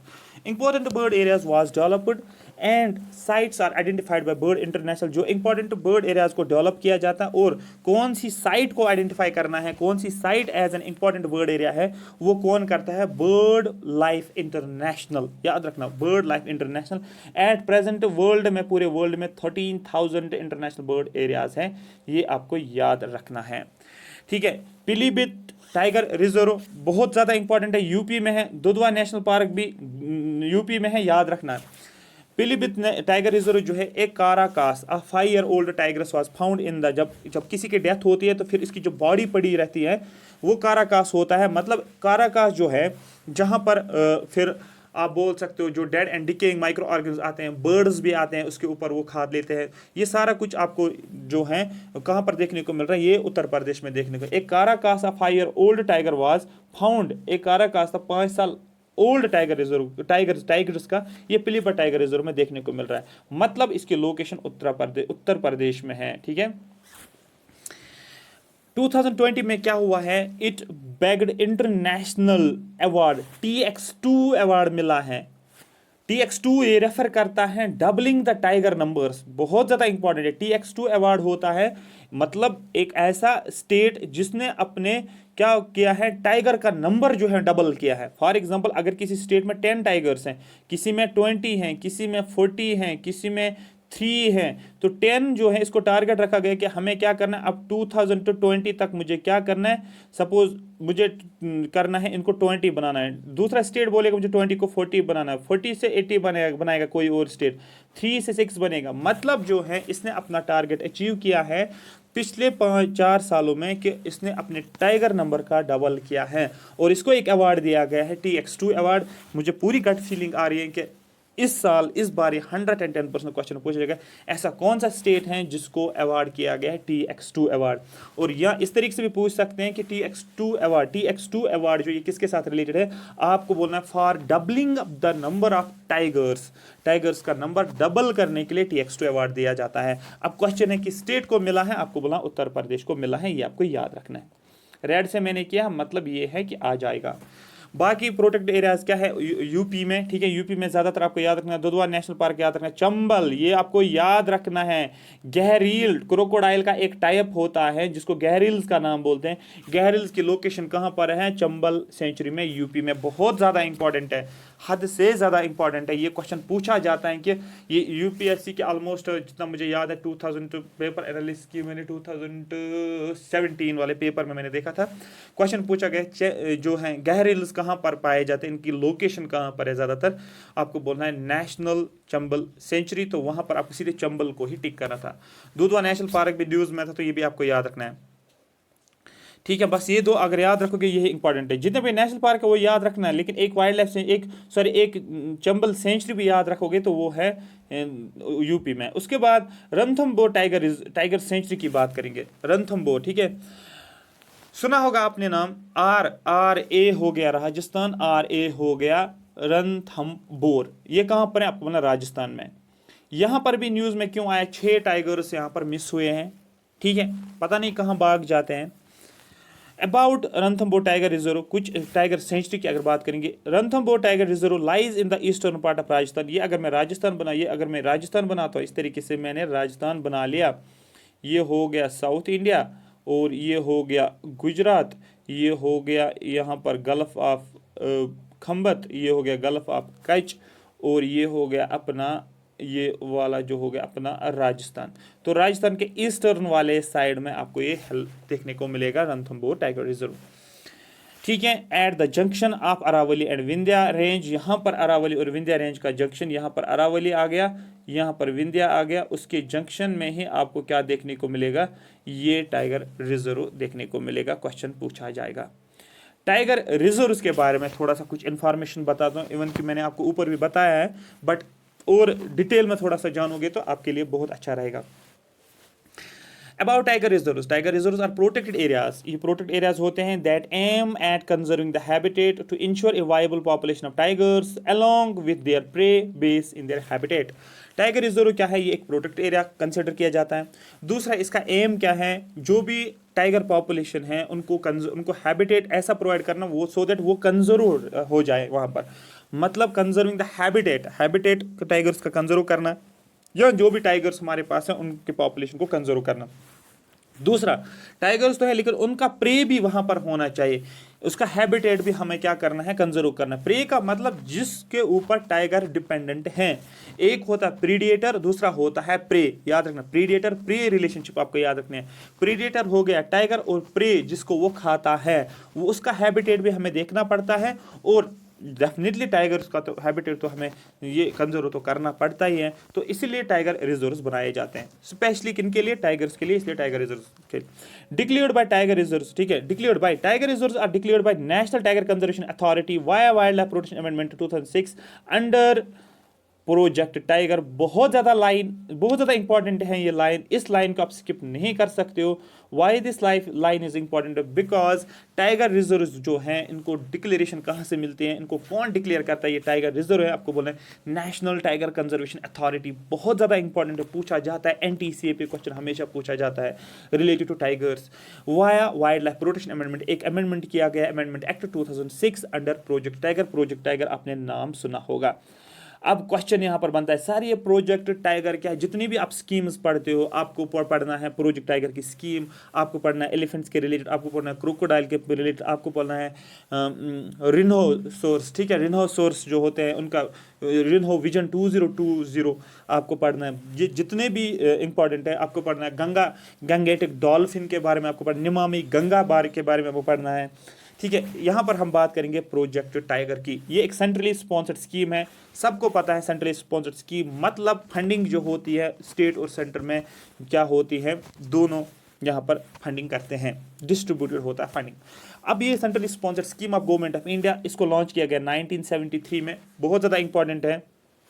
एक और इम्पॉर्टेंट केस मुझे याद है, केशवानंद भारती केस ऑफ 1973, और उसमें क्या बताया गया, उसमें ये बताया गया है कि क्या बोलते हैं उसको, basic structure of Indian constitution लाया गया है, जिसमें क्या बताया जाता है कि आप जो है अगर अमेंडमेंट करना होता है किसी भी कोई भी अमेंडमेंट करना होगा, अगर वो बेसिक स्ट्रक्चर के अंदर आता है आप उसको अमेंड नहीं कर सकते, that would be null and void. ये concept of basic structure of constitution कहाँ पर आया, Kesavananda Bharati case versus state of Kerala 1973। चीज़ों को लिंक करोगे that you will understand, this is the way how you should link the concepts to get more and comprehensive information. ये चीज़ें आपको exam में मल्टी डायमेंशनल बनने के लिए बहुत हेल्प करेगा, GS में भी और आपके ऑप्शनल में भी, and also in the SA paper, right. उसके बाद जो है इसका एम क्या है प्रोजेक्ट टाइगर का, it's an in situ conservation. मैंने आपको पहले बोला है ये इन सीटू कंजर्वेशन मतलब जो भी टाइगर जहां पर भी पाए जाते हैं उनको कंजर्व करना अपने ही नेचुरल हैबिटेट में जहां पर भी वो पाए जाते हैं। Proposal for tiger reserve, to declare an area as a tiger reserve, the state government can forward their proposal to NTCA। देखो अगर एक स्टेट गवर्नमेंट चाहता है कि मैं इस एरिया को टाइगर रिजर्व का नाम डिक्लेयर करूं, तो स्टेट गवर्नमेंट क्या करता है, वो डायरेक्टली डिक्लेयर नहीं करता है, वो क्या करता है, स्टेट गवर्नमेंट फॉरवर्ड करता है प्रपोजल पहले किसको, NTCA को। उसके बाद क्या करता है सेंट्रल गवर्नमेंट भी क्या कर सकता है, सेंट्रल गवर्नमेंट वाया NTCA में आल्सो एडवाइज स्टेट गवर्नमेंट्स, ठीक है। सेंट्रल गवर्नमेंट भी क्या कर सकता है, NTCA के थ्रू स्टेट गवर्नमेंट को एडवाइस कर, सेंट्रल गवर्नमेंट स्टेट गवर्नमेंट को एडवाइस कर सकता है, लेकिन किसके थ्रू, NTCA के थ्रू, टू फॉरवर्ड एक प्रपोजल को फॉरवर्ड करो for creation of tiger reserve, एक टाइगर रिजर्व क्रिएट करने के लिए। तो सेंट्रल गवर्नमेंट एडवाइस करेगा स्टेट गवर्नमेंट को, आप एक क्या करो, प्रपोजल एक तैयार करो टाइगर रिजर्व को क्रिएशन के लिए, लेकिन ये किसके थ्रू ही हो जाता है possible, this is only possible because of the NTCA, right. तो इसलिए NTCA बहुत ज़्यादा इंपॉर्टेंट बनता है। Tiger reserve in India, there are 51 tiger reserve in India, at present India में 51 टाइगर रिजर्व हैं। These are governed by Project Tiger, इनको govern कौन करता है, प्रोजेक्ट टाइगर। और इसको एडमिनिस्ट्रेशन कौन करता है, विच इज एडमिनिस्ट्रेड, ये प्रोजेक्ट टाइगर को एडमिनिस्ट्रेट कौन करता है, national tiger conservation authority. Bandipur tiger reserve in Karnataka is the first tiger reserve in India. जैसे कि नेशनल पार्क आपने पढ़ा, first national park Jim Corbett national park Uttarakhand में। इसी तरीके से टाइगर रिजर्व की अगर बात करेंगे, पहला टाइगर रिजर्व जो है इंडिया का वो कौन सा, आपको बांडीपुर टाइगर रिजर्व कर्नाटक के अंदर है, याद रखना। उसके बाद एक और इंपॉर्टेंट है, मैंने आपको बोला एट प्रेजेंट 51 टाइगर रिजर्व हैं, तो that means 51th tiger reserve कौन सा है, लास्ट वाला टाइगर रिजर्व एट प्रेजेंट कौन सा है, आपको बोलना है यहाँ पर श्रीवली, ठीक है, श्रीवली पुथुर, ठीक है, श्रीविल्लिपुथुर मेघामलाई, ठीक है, मेघामलाई टाइगर रिजर्व तमिलनाडु में, याद रखना मेगा को याद रखना, तमिलनाडु में है। ये 51 टाइगर रिजर्व इंडिया में है, ठीक है। लंबे से नाम है, छोटा सा नाम याद रखो आप। लार्जेस्ट टाइगर रिजर्व कौन सा, आपको बोला नागार्जुन सागर श्री सलीम टाइगर रिजर्व, आपको याद रखना। मैंने इसको कोड एक याद रखा है, नागार्जुना सागर ऑफ आंध्रा। नागार्जुना सागर ऑफ आंध्रा एक प्रोजेक्ट भी है, ये hydro power project I think. तो उसके सामने मुझे ये याद आ गया कि नागार्जुना सागर और एंड श्री सलीम ऑफ आंध्रा। आंध्रा का मतलब ये नागार्जुना सागर, श्री सलीम टाइगर रिजर्व जो है ये आंध्र प्रदेश में है। ये आपको बोलना largest tiger reserve in India, सबसे बड़ा टाइगर रिजर्व इंडिया। देखो टाइगर रिजर्व के भी फैक्ट्स मैंने बताए, नेशनल पार्क्स के फैक्ट्स मैंने आपको बताया। उसके बाद एक और जो आपके इम्पॉर्टेंट बनता है, Amboli biodiversity heritage site. News में क्यों आया? Maharashtra government has declared an area at Amboli in western Ghats इन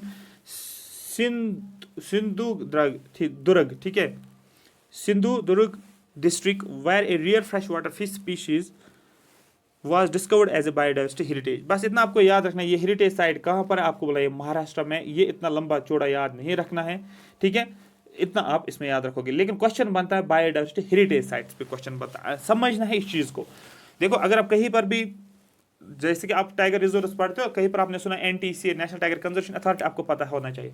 कहीं पर सुनते हो आप बायोडाइवर्सिटी बट प्रोजेक्ट टाइगर, आपको प्रोजेक्ट टाइगर के बारे में पता होना चाहिए, ठीक है। तो यहाँ पर बायोडाइवर्सिटी हेरिटेज साइट्स के बारे में थोड़ा सा आइडिया होना चाहिए।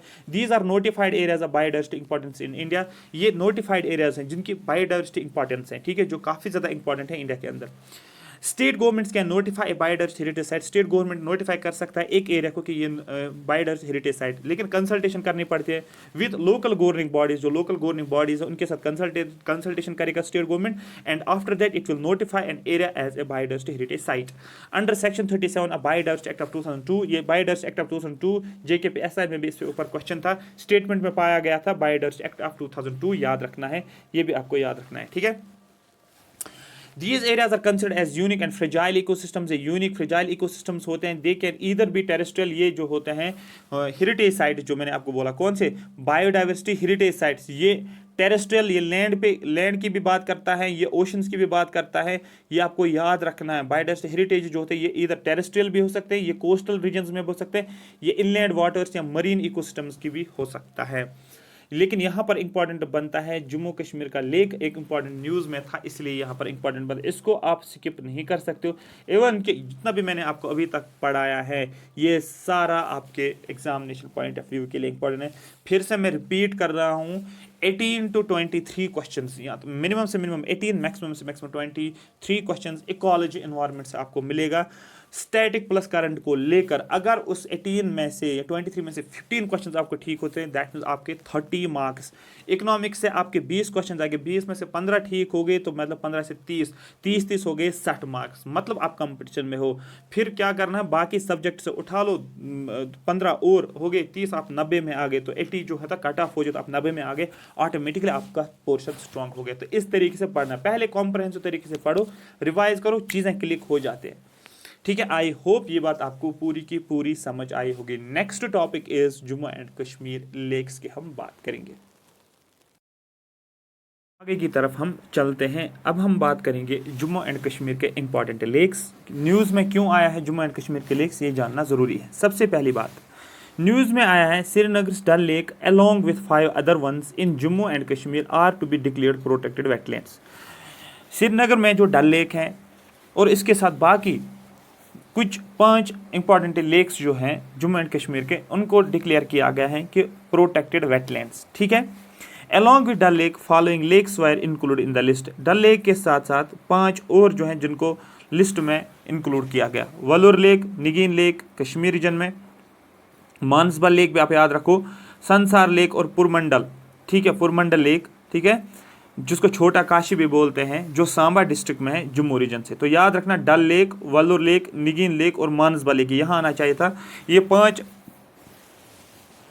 ये 4 हो गए, और 2 जो हैं छोटा काशी और पुरमंडल जो सांसार लेक, और दूसरा जो छोटा काशी जो है आपको बोलना है ये कहाँ पर, ये जम्मू रीजन में। तो इन 5 लेकों को उठाकर इसको लिस्ट में डाला गया, प्रोटेक्टेड लिस्ट में डाला गया है, ठीक है, protected wetlands.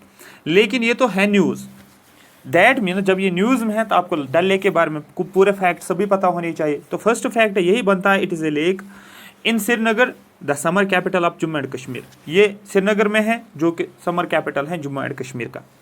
It is an urban lake which is the second largest lake of union territory of Jammu and Kashmir. ये एक अर्बन लेक है और ये सेकंड बड़ा लेक जम्मू एंड कश्मीर में। तो सबसे पहला कौन सा है? वलोर लेक, आप याद रखोगे, ठीक है। या आप बोल सकते हो जो है लार्जेस्ट फ्रेश वाटर लेक अगर बात करेंगे वो वलोर लेक है। तो सेकंड लार्जेस्ट लेक जो है जम्मू एंड कश्मीर में वो वलोर लेक है। इसको बोला जाता है लेक ऑफ फ्लावर्स, और इसको नाम बोला जाता है, it is named the lake of flowers और jewel in the crown of Kashmir. Dal lake को ही नाम बोला जाता है jewel in the crown of Kashmir और श्रीनगर जीवल। ये सब कुछ फैक्ट्स आपको पता होंगे, लेकिन यहाँ पर थोड़ा सा आपको रिवाइज करना है क्योंकि न्यूज़ में आया है। The lake is also an important source of commercial operations in fishing and water plant harvesting. यहाँ पर आप फिशरिंग भी करते हो और यहाँ पर आप वाटर प्लांट हार्वेस्टिंग भी करते हो। नदर मुझ आपने सुना होगा नाम, नदरू, नदरू यहाँ से हम निकालते हैं, ठीक है।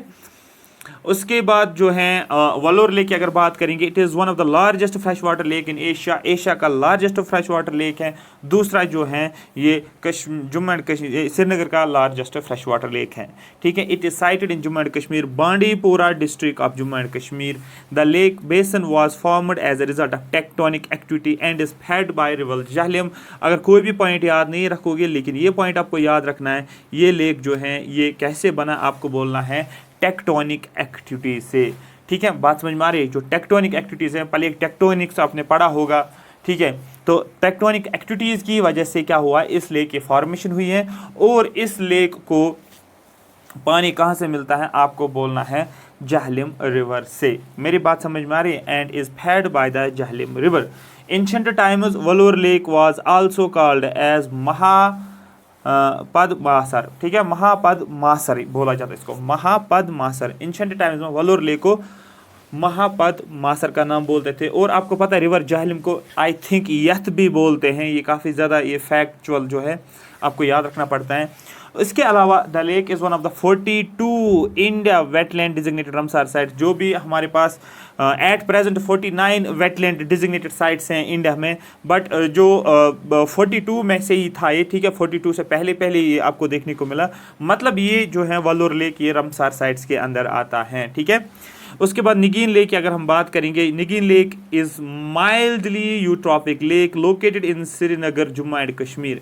निगीन लेक की बात करेंगे, ये एक यूट्रॉपिक लेक है। क्वेश्चन बनता है सर यूट्रॉपिक लेक का मतलब क्या होता है? आपको पता है यूट्रॉफिकेशन आपने सुना होगा, वाटर बॉडीज़ का मतलब जो भी आपके पास न्यूट्रिएंट्स होते हैं, ठीक है, जो इंडस्ट्रीज फैक्ट्री से पानी निकलता है उसमें से जो केमिकल्स होते हैं, या जो रेन वाटर ये जो निकलता है, क्या बोलते हैं उसको, घरों से पानी निकलता है, वो भी रन ऑफ होता है। उसके बाद जो किसके साथ मिलता है, लेक्स के साथ मिलता है। उसमें से जो केमिकल्स होते हैं, उसमें से जो न्यूट्रिएंट्स होते हैं, एग्रीकल्चर से जो मैन्योर हम लगा लेते हैं, फिर जब बारिश हो जाती है वो बारिश जो होता है रन ऑफ हो जाता है, उसमें जो केमिकल्स होते हैं वो पानी के साथ ऐड हो जाता है। तो जिसकी वजह से लेक जो होता है वो पॉल्यूट हो जाता है। जब पोल्यूशन होता है लेक का, वहाँ पर एल्गी ग्रो करता है जिसको हम एल्गल ब्लूम भी बोलते हैं, और उसी को नाम देते हैं हम रेड टाइड।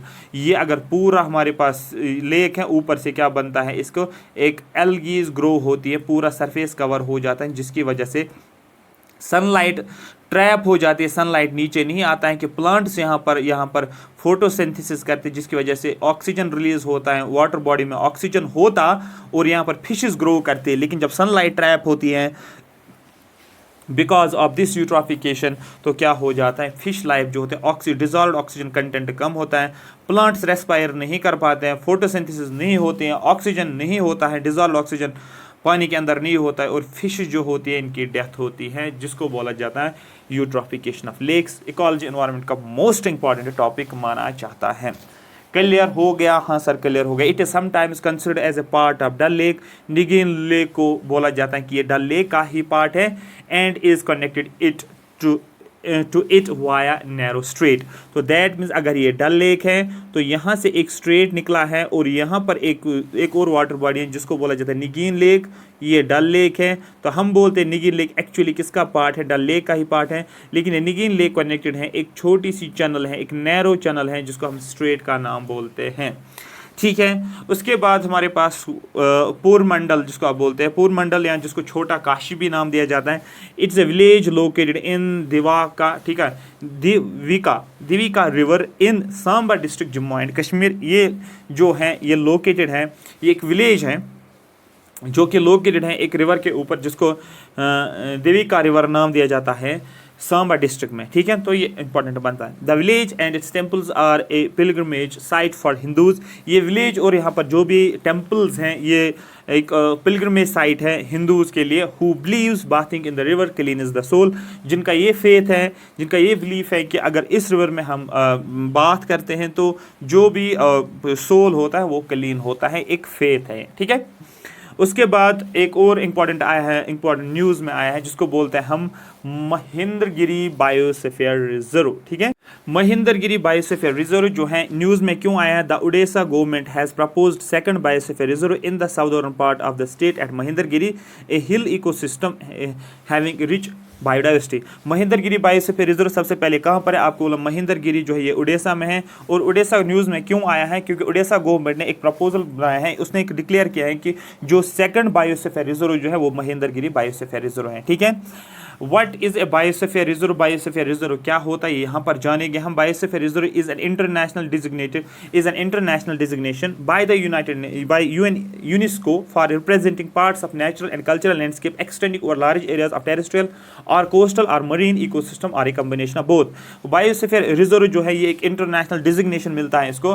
कौन करता है? यूनेस्को जो है एक रीजन को, एक पार्ट जो होता है लैंडस्केप का, जहाँ पर हमें नेचुरल और कल्चरल जो बायोडाइवर्सिटी आप बोल सकते हो, उसको एक क्या दिया जाता है? एक इंटरनेशनल डिजिग्नेशन दिया जाता है यूनेस्को के द्वारा, ठीक है। ये पार्ट टेरेस्ट्रियल का भी हो सकता है, लैंड का एरिया भी हो सकता है, ये पार्ट जो है कोस्टल रीजन भी हो सकता है, ये पार्ट जो है कॉम्बिनेशन टेरेस्ट्रियल और एक मरीन इकोसिस्टम को मिलाकर भी इस एक एरिया को, एक रीजन को हम बायोस्फीयर के अंदर जो है नाम देते हैं। The concept of biosphere was launched in 1971।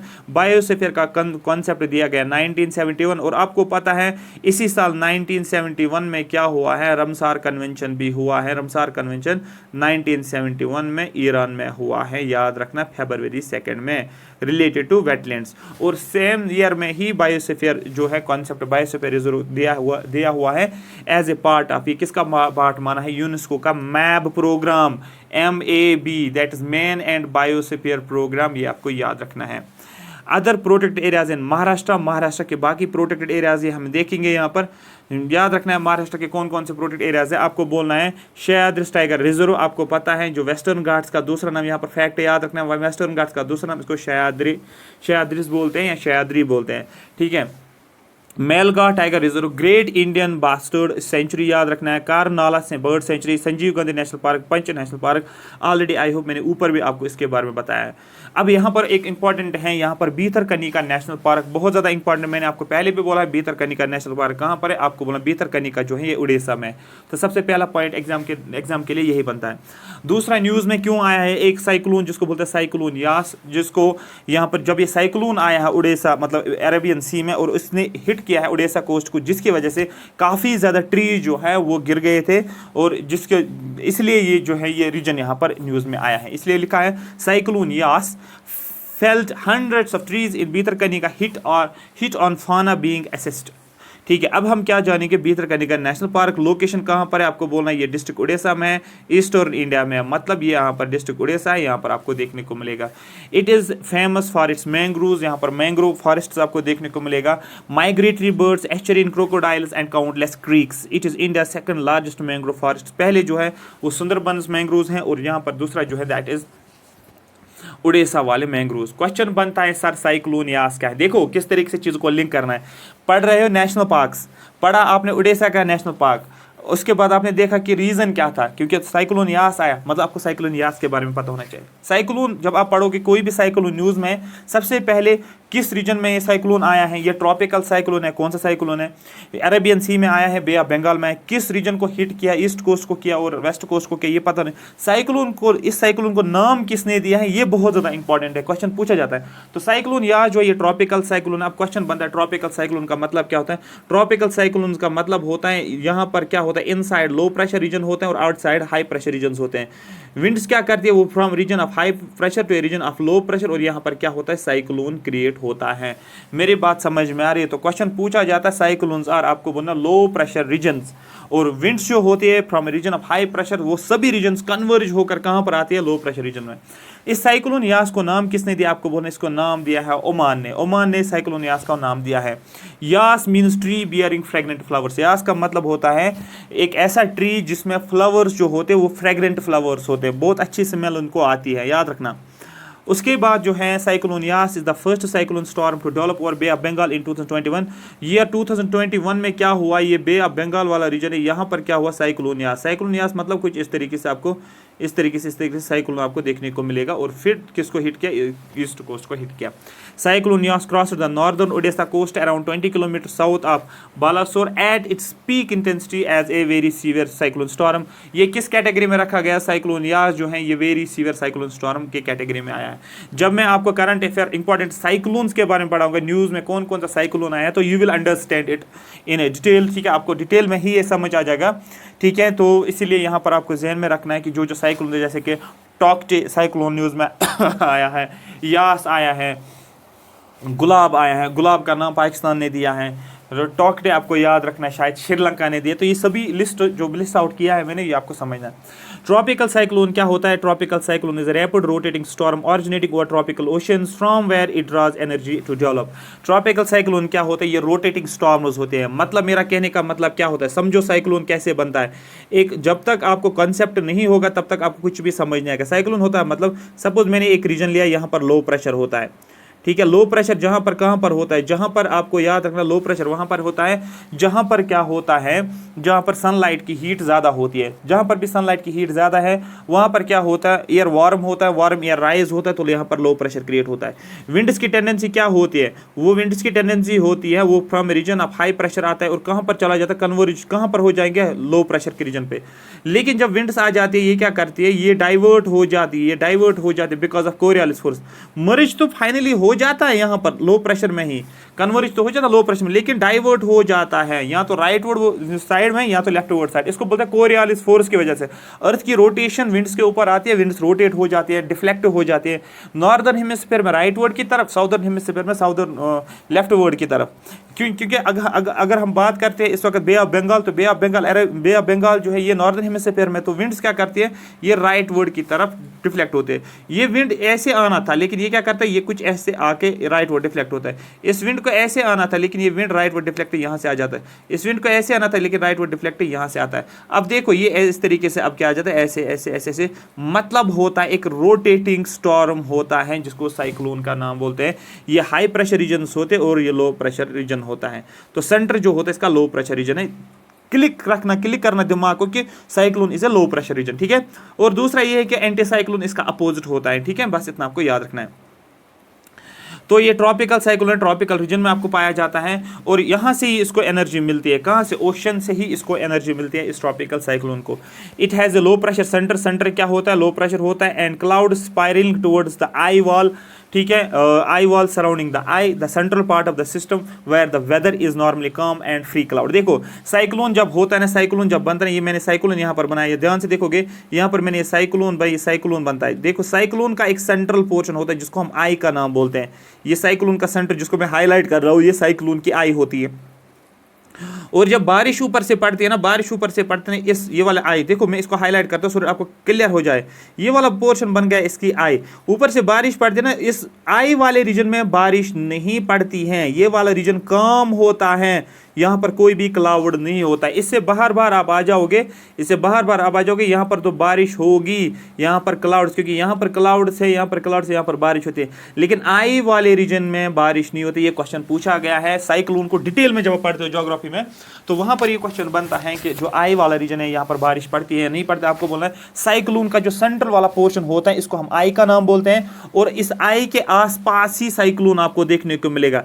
इस आई के अराउंड सराउंडिंग में साइक्लोन, देखो इस आई के सराउंडिंग में साइक्लोन आपको देखने को मिलेगा, लेकिन आई में बारिश नहीं होती है, इस रीजन में बारिश नहीं होती, याद रखना इस रीजन में बारिश नहीं होती, बाकी साइड में यही लिखा है। ये लो प्रेशर सेंटर होता है and cloud spiralling toward the eye wall surrounding the eye, जो आई वॉल होते हैं जो आई को सराउंड करते हैं, central part of the system where the eye जो होती है साइक्लोन का सेंटर होता है, where the centre is normally calm, ये काम होता है, यहाँ पर कोई भी क्लाउड नहीं होता है। मेरी बात समझ में आ रही है? अभी तक अगर आपने चैनल को सब्सक्राइब नहीं किया तो चैनल को सब्सक्राइब भी कर लो, ठीक है, और लाइक भी करो। उसके बाद एक और न्यूज़ आई है जिसको बोलते हैं हम Srivilliputhur Mudumalai tiger reserve. Short में याद रखोगे तो मधुमलाई टाइगर रिजर्व याद रखो, इतना लंबा नाम याद नहीं रहता है, ठीक है। मधुमलाई न्यूज में क्यों आया है? द रिसेंटली डिक्लेयर्ड, ठीक है, मेगा मलाई, सॉरी मधुमलाई मलाई नहीं, मेगा मलाई, आई थिंक मेगा मलाई मैंने बोला, मधुमलाई, यहाँ पर मेगा मलाई, हाँ Mudumalai Megamalai tiger reserve, ठीक है। Recently declared Megamalai tiger reserve Tamil Nadu में है, will provide protection to Megamalai, ठीक है। The primary catchment in terms of helping water level to raise the rivers. देखो न्यूज में क्या आया है, न्यूज में आया है कि एक टाइगर रिजर्व है जिसका नाम है मेगा मलाई टाइगर रिजर्व। लोकेशन कहाँ पर है? आपको बोला तमिलनाडु है। ये क्या करता है? ये प्रोटेक्शन किसको देता है? मेगा मलाई को। बात समझ में आ रही है? In helping water level to raise in the river. इसकी वजह से क्या होता है? वाटर लेवल जो है रिवर में रेज हो रहा है। किसकी वजह से? इस टाइगर रिजर्व जो तमिलनाडु में एक प्रोटेक्शन देता है किसको? मेगा मलाई को। जब इस टाइगर रिजर्व की वजह से मेगा मलाई रीजन को प्रोटेक्शन मिल रही है, जिसकी वजह से जो कैचमेंट एरिया होता है जहां पर आपको पानी देखने को मिल रहा है उसका लेवल इंक्रीज हो रहा है। अब क्वेश्चन यही बनता है यहाँ पर कि जो है टोटल बायोस्फीयर रिजर्व इंडिया में कितने, मैंने आपको पहले भी बोला है कुछ, और पहले भी 51 है और ये 51th टाइगर रिजर्व इंडिया में है। दिहांग, ठीक है, दिहैंग, ठीक है, पटकाई याद रखना है, पटकाई याद रखना आपको, ये न्यूज में आया हुआ है। दिहंग पटकाई न्यूज में क्यों है? Researchers at the Zoological Survey of India Calcutta has developed tools to differentiate the scales of Indian pangolin, ठीक है, एंड चाइनीज पेंगोलिन। तो यहाँ पर एक न्यूज आई है, न्यूज ये आई है, अभी हम आगे देखेंगे दिहांग पटकाई जो है इसके बारे में आगे जानेंगे। लेकिन अभी यहाँ पर एक न्यूज हमें देखने को मिला, जो ज़ूलॉजिकल सर्वे ऑफ इंडिया जो कलकत्ता में लोग थे, इसने डेवलप किया एक टूल, ठीक है, डेवलप टूल्स, एक ऐसा टूल डेवलप किया है to differentiate the scales of Indian pangolin. एक स्पीशीज है जिसका नाम है इंडियन पेंगोलिन, याद रखना है। इंडियन पेंगोलिन आई थिंक ये जो है इंडेंजर्ड कैटेगरी में है, इंडियन पेंगोलिन, और दूसरा चाइनीज पेंगोलिन। जो इंडियन पेंगोलिन, चाइनीज पेंगोलिन, इनके जो स्केल्स होते हैं उन स्केल्स को डिफरेंशिएट करने के लिए एक टूल डेवलप किया गया है ज़ूलॉजिकल, ठीक है, रिसर्चर्स ने। कहाँ पर? At Zoological Survey of India में, ठीक है, ये समझ में आ गया। अब यहाँ पर जो है जो दिहंग पटकाई जो है इसकी लोकेशन आपको बोलना है आसाम में है। नेशनल पार्क्स कौन कौन से आसाम में? काजीरंगा नेशनल पार्क, काजी का नाम याद रखना है, ठीक है, मानस याद रखना है, नमेरी, औरंग, दिब्रू, ठीक है, दिब्रू याद रखना, ठीक है, रायमोना नेशनल पार्क, ये सभी आपको याद रखना। मैंने काजी के साथ इसको लिंक किया, काजी साहब जो है वो बात मान रहा है यहाँ पर, क्योंकि काजी साहब जो है हर एक की बात मानता है, ठीक है। नाम जो भी उसको कुछ बोलता है, कोई भी नाम बोलता है, ये इसकी बात सुनता है। और ये ज़्यादातर काजी जो है ये ऑरेंज खाता है, औरंग से निकला है, ठीक है।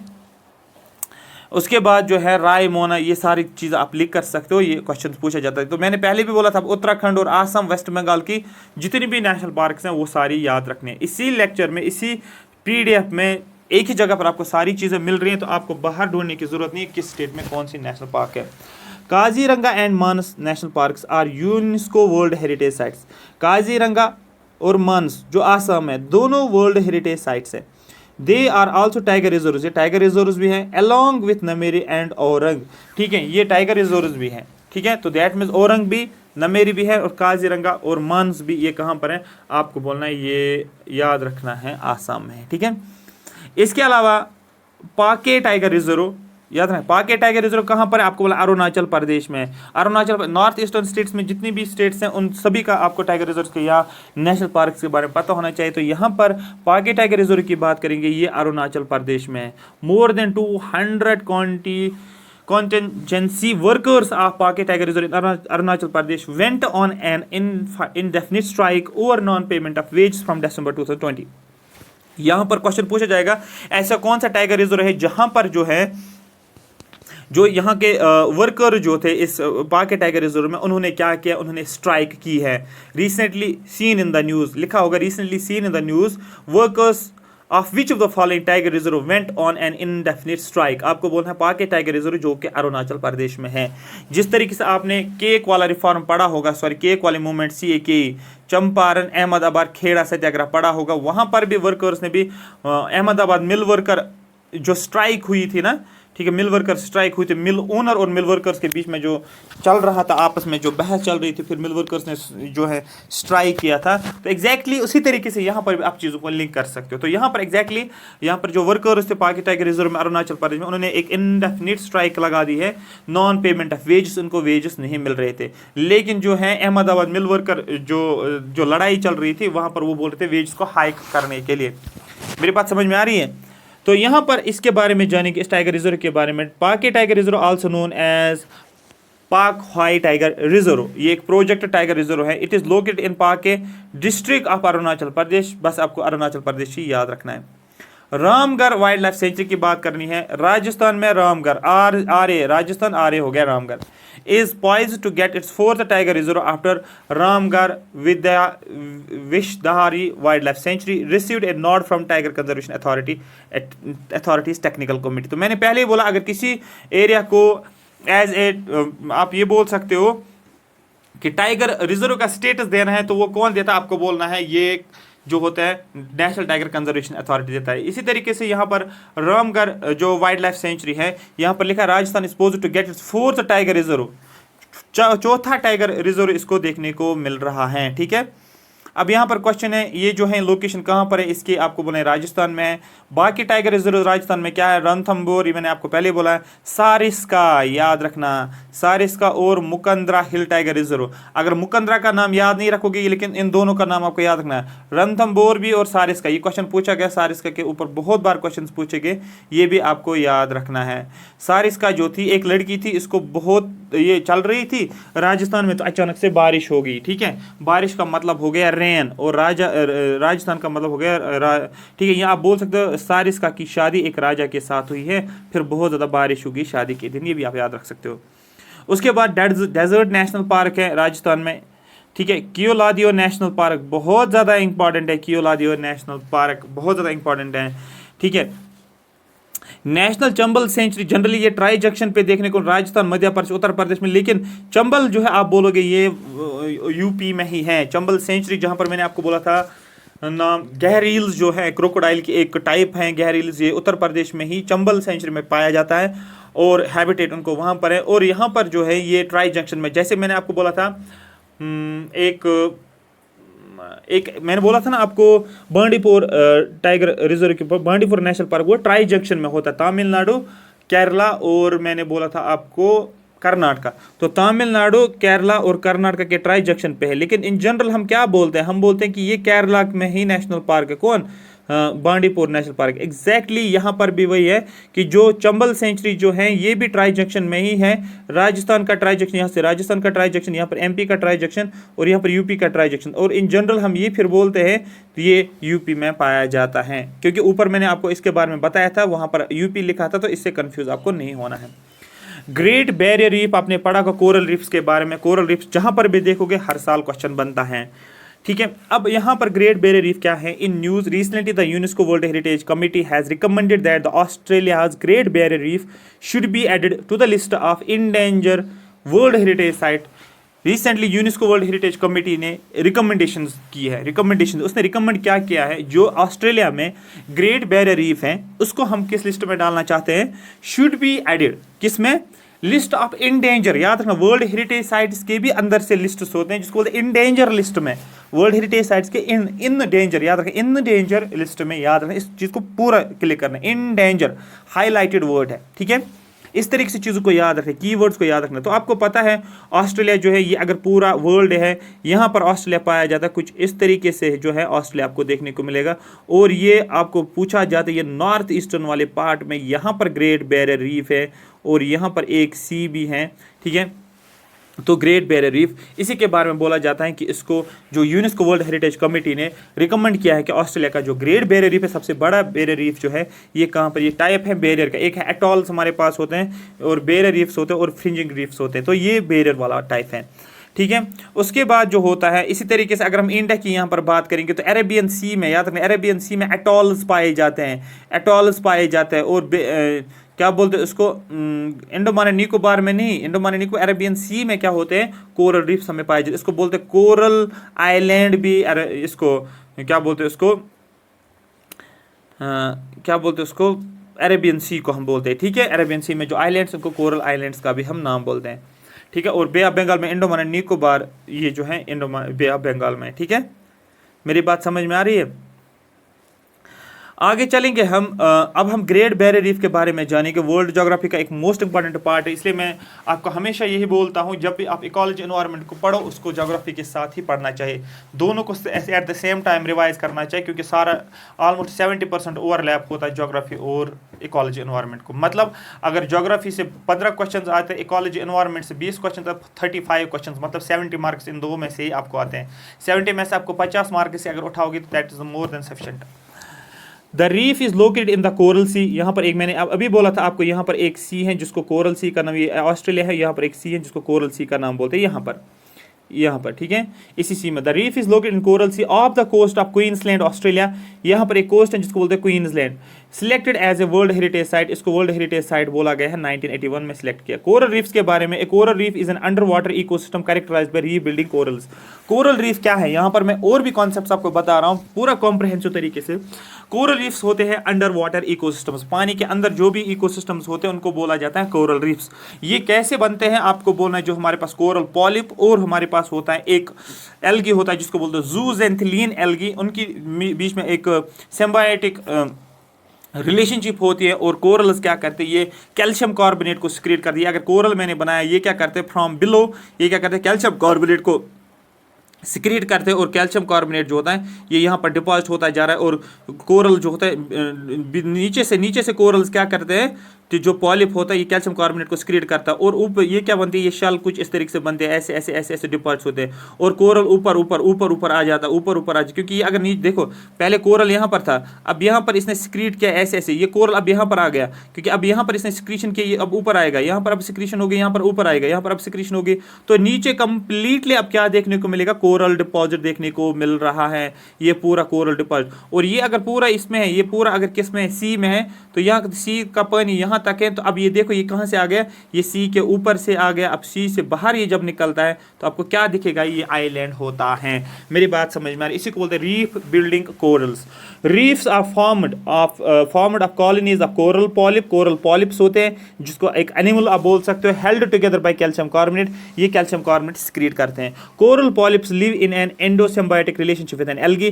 कोरल्स क्या करते हैं, ये इनके एक सिम्बायोटिक एसोसिएशन होते हैं एल्गी के साथ। समझो मैकेनिज्म को, समझना जरूरी है। एक होता है कोरल पॉलिप होता है, ठीक है, और दूसरा जो होता है एक एल्गी होता है जिसको हम नाम देते हैं जूजेंथिलीन एल्गी। जूजेंथिलीन एल्गी क्या करते हैं, ये फोटोसिंथेसिस करता है, ये फूड बना लेता है। फूड बनाने से क्या होता है, वो फूड किसको मिलता है, वो फूड मिलता है कोरल को फूड मिलता है, ठीक है। लेकिन जूजेंथिलीन कोरल के अंदर जगह ले लेता है ये एल्गी, और एल्गी को क्या मिलती है, एक तो शेल्टर भी मिलता है, दूसरा जो होता है जो है कोरल को क्या मिलता है, कोरल को जो है फूड, कोरल को चाहिए कि ऑक्सीजन मिलता है, ठीक है, कोरल को क्या मिलता है, ऑक्सीजन मिलता है, जिसकी वजह से इन दोनों की क्या होती है, एक सिम्बायोटिक रिलेशनशिप देखने को मिलती है। और कोरल जो होता है इसका जो ये कलरफुल देखने को मिलता है, कोरल जो होता है कोरल रीफ, ये कलरफुल देखने को मिलता है बिकॉज ऑफ जूजेंथिलीन। क्योंकि एक्चुअली कोरल्स का अपना कलर नहीं होता, ये कलर किसकी वजह से होता है, जूजेंथिलीन की वजह से होता है। लेकिन जब टेम्परेचर बढ़ जाता है कोरल्स की डेथ होती है, जिसकी वजह से हमें पूरा ये जूजेंथिलीन खत्म हो जाता है। जो ही टेम्परेचर बढ़ जाता है और इसकी वजह से जब जूजेंथिलीन खत्म हो जाता है तो वहां पर वो कलरफुल नहीं दिखता है। मतलब ये है कि वहां पर जो कोरल्स हमें वाइट देखने को मिलते हैं, जब कोरल रीफ हमें पूरा वाइट देखने को मिलेगा, हम बोलते हैं ये कोरल ब्लीचिंग हो गया। ये कॉन्सेप्ट मैंने बताया आपको, ठीक है। Algae provides 90% of the coral energy. Corals को जो एनर्जी मिलती है वो एल्गी से मिलती है। किस टेम्परेचर कंडीशंस में सर्वाइव करता है, ये JKS 2021 में क्वेश्चन पूछा गया था कोरल रीफ्स के बारे में, कि ये इनका जो इम्पैक्ट जो है, इसकी जो है कोरल रीफ्स का खत्म होता, कोरल रीफ्स जो होता है डिक्लाइन होते हैं, इसके पीछे रीजंस क्या। सबसे पहले हम टेम्परेचर देखेंगे। The temperature of the water should not be below 20 degree, that means 20 से भी नीचे नहीं आना चाहिए। मतलब अगर 20 से नीचे आता है तो ये सर्वाइव नहीं करते हैं, और 35 से ज़्यादा भी नहीं होना चाहिए, मतलब एक्सीड उससे भी ज़्यादा नहीं होना चाहिए, बट इस रेंज में ये जनरली सर्वाइव करते हैं, ठीक है। लेकिन ये तो हो गया, ये तो मैक्सिमम और मिनिमम लिमिट हो गया। लेकिन इन जनरल में ये कहाँ पर ग्रो करते हैं, फेवरेबल क्लाइमेट टेम्परेचर क्या है, 23 से लेकर 25। आप 20 से 21 से 25 भी कुछ बुक्स लिखते हैं, 23 से 28 भी लिखते हैं, ये भी आपको याद रखना, मतलब 20 से ऊपर ऊपर ही है और 25 तक आप इन जनरल आप लेकर जाओगे। मोस्ट फेवरेबल टेम्परेचर जो है कोरल्स का वो क्या है, वो है 23 से 25 के आसपास। सैलिनिटी, पानी में कितनी सैलिनिटी होनी चाहिए? Corals can survive only under saline conditions with an average salinity of 27% to 40%। Salinity का रेंज में आपको याद रखा, टेम्परेचर का आपने याद रखा 20 से लेकर 25 या 23 से लेकर 25 याद रखा टेम्परेचर का। डिग्री सेंटीग्रेड 20 से कम नहीं होना चाहिए, 25 से ऊपर नहीं होना चाहिए। इसी तरीके से सैलिनिटी की बात करेंगे, ठीक है, ये कितना होता है आप बोलोगे 27% से लेकर 40%। 27 से कम नहीं होना चाहिए, 40 से ज़्यादा नहीं होना चाहिए। ये शैलो वाटर्स में रहते हैं, डीप वाटर्स में नहीं रहते हैं। क्यों डीप वाटर्स में नहीं रहते? क्योंकि सनलाइट का भी एक इशू आता है, सनलाइट पानी के अंदर नहीं आता है। जब सनलाइट नहीं आती है तो वहाँ पर जो होता है फोटोसिंथेसिस नहीं होता। बहुत सारे इसके पीछे रीजंस हैं। तो दैट मीन्स ये कहाँ पर रहता है? शैलो वाटर्स में। इसको एक टेम्परेचर जो है मिलना चाहिए जिस टेम्परेचर में वो सर्वाइव करेगा। शैलो वाटर्स में इसको ये टेम्परेचर अवेलेबल होता है, इसलिए यहाँ पर सर्वाइव करता है। Coral reefs grow better in shallow waters having a depth of less than 50 metres.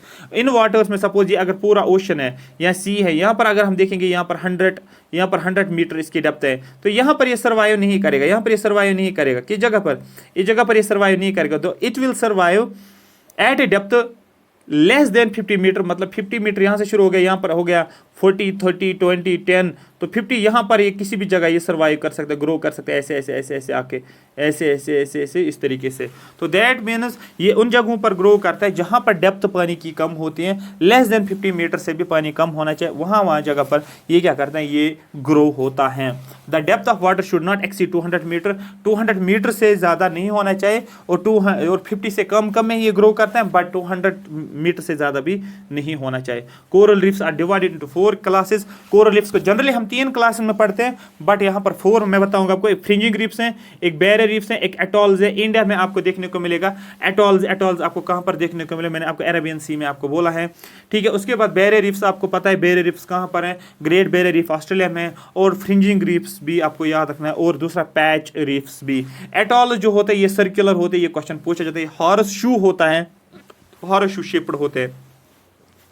Fringing reefs are the most common type of reef. Fringing reef जो होती है most common type of reef जो हमें देखने को, question पूछा most common type of reef हमें कौन सा देखने को मिल रहा है? आप बोलना है fringing reefs. Coral reefs in India, India में कौन से कोरल रीफ्स हैं ये आपको याद रखना है। किस किस रीजन में ये ऑलरेडी क्वेश्चन पूछा गया है, इसलिए यहाँ पर आपको पूरा इसको हाईलाइट करना है, पूरा मोस्ट इंपॉर्टेंट आपको याद रखना है। ऐसे कौन कौन सी जगह है जहाँ पर आपको कोरल रीफ्स पाए जाते हैं? India has 4 coral reef area, 4 areas है जहाँ पर कोरल रीफ्स है। गल्फ ऑफ मन्नार ये इंडिया है, ये श्रीलंका है, यहाँ पर आपको देखने को मिलेगा। अंडमान एंड निकोबार यहाँ पर बे ऑफ बंगाल है, और यहाँ पर आपको अंडमान एंड निकोबार वाली जगह पर देखने को मिलेगा। लक्षद्वीप आइलैंड आपको पता है, यहाँ पर एक आइलैंड है जिसको कोरल आइलैंड भी बोलते हैं, जो लक्षद्वीप आइलैंड है। उसके बाद गल्फ ऑफ कच्छ आपको पता है, गल्फ ऑफ कच्छ कहाँ पर है? यहाँ पर है, ये आपको याद रखना है। देखो अगर मैं मैप बनाऊंगा तो मुझे आंसर लिखना होगा, मेंस में आंसर लिखना होगा, तो मैं किस तरीके से लिखूंगा? मैं सीधे लिखूंगा कोरल रीफ्स की लोकेशन कहाँ पर है, तो सीधे मैं क्या करूंगा, मैं पहले इंडिया का मैप बनाऊंगा, साउथ इंडिया का मैप बना लिया। यहाँ पर मैंने क्या बना लिया? इस तरीके से मैंने बना लिया। यहाँ पर एक सेकंड, इसको थोड़ा सा और, मुझे पता है ये गल्फ ऑफ कच्छ है, तो यहाँ पर बोलूंगा मैं इस लोकेशन पे हमारे पास कोरल रीफ्स है। यहाँ पर मैं लिखूंगा बे ऑफ बंगाल है सर, यहाँ पर बे ऑफ बंगाल लिखा, यहाँ पर आपने लिखा अरेबियन सी है, और अरेबियन सी में एक आपको बोलता है लक्षद्वीप आइलैंड आपने लोकेट किया। यहाँ पर पूछा जाएगा अंडमान एंड निकोबार आइलैंड, यहाँ पर भी आप बोलोगे कोरल रीफ्स है यहाँ पर।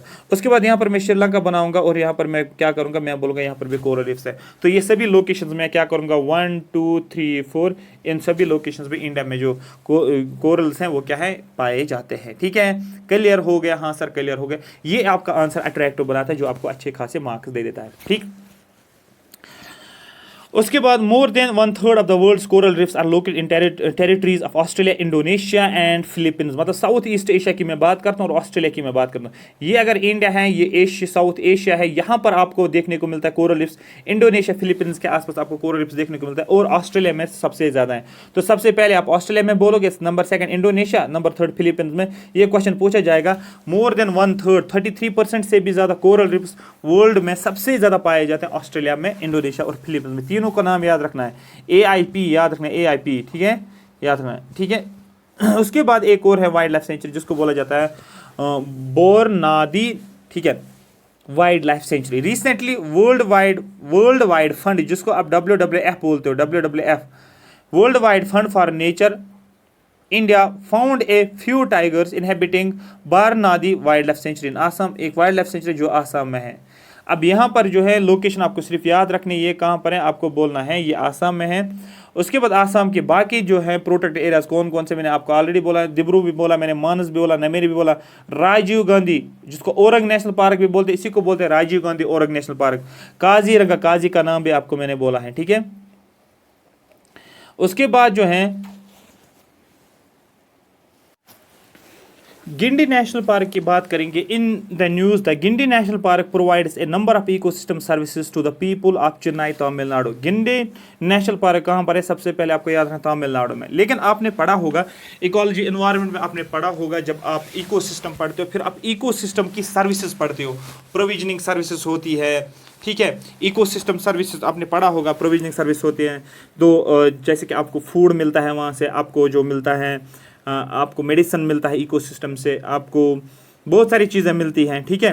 तो इकोसिस्टम सर्विस आपने कॉन्सेप्ट पढ़ा होगा। तो यहाँ पर यही बोला गया है न्यूज़ में कि जो गिंडी नेशनल पार्क जो है ये क्या करता है, ये number of ecosystem services provide करता है चेन्नई के लोगों को जो कि तमिलनाडु में है। इसकी लोकेशन कहाँ पर है, तमिलनाडु में। बाकी इंपॉर्टेंट नेशनल पार्क तमिलनाडु की क्या है, gulf of Mannar national park, मतलब ये अगर इंडिया है, ये अगर क्या बोलते हैं इसको, श्रीलंका है, यहाँ पर आपको देखने को मिलेगा gulf of Mannar national park. बहुत ज़्यादा इंपॉर्टेंट क्योंकि गल्फ ऑफ मन्नार आपको पता है कहाँ पर है, ठीक है। Indira Gandhi national park previously known as Annamalai wild life sanctuary. Indira Gandhi national park पहले इसको वाइल्ड लाइफ सेंचुरी का नाम बोला जाता था, लेकिन इसको फिर अपग्रेड किया गया, अब इसको नेशनल पार्क से जाना जाता है, जिसको बोला जाता है इंदिरा गांधी नेशनल पार्क। और आपने ये कॉन्सेप्ट सुना भी होगा, आप एक नेशनल पार्क को डिग्रेड नहीं कर सकते हो, डाउनग्रेड नहीं कर सकते हो, ठीक है।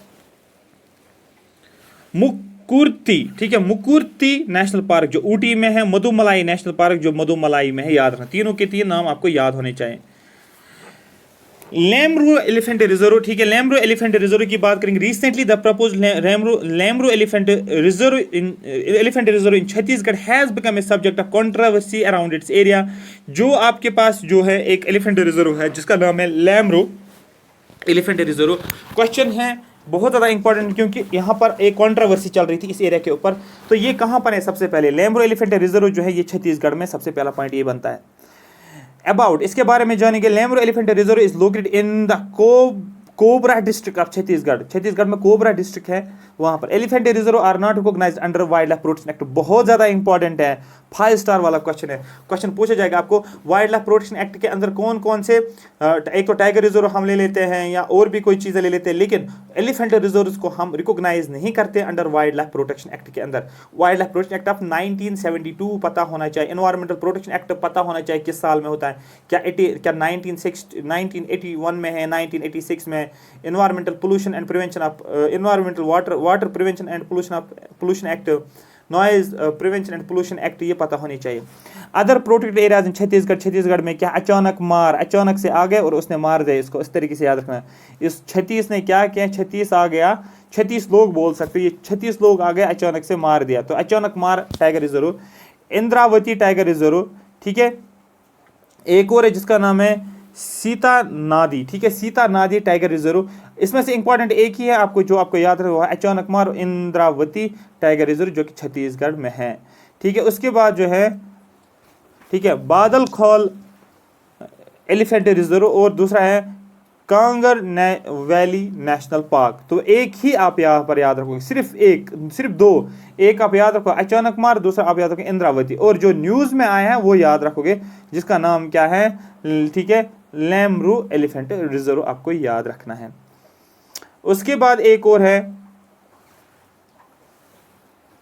Maguri Motapung wetland, Maguri Motapung wetland. Recently, casualties have been reported after clashes on the issue of compensation for damage of Maguri Motapung wetland, ठीक है। यहाँ पर कुछ इश्यूज हुए, कुछ कैजुअलिटीज भी देखने को मिल रहे हैं, इसलिए ये न्यूज़ में आया है।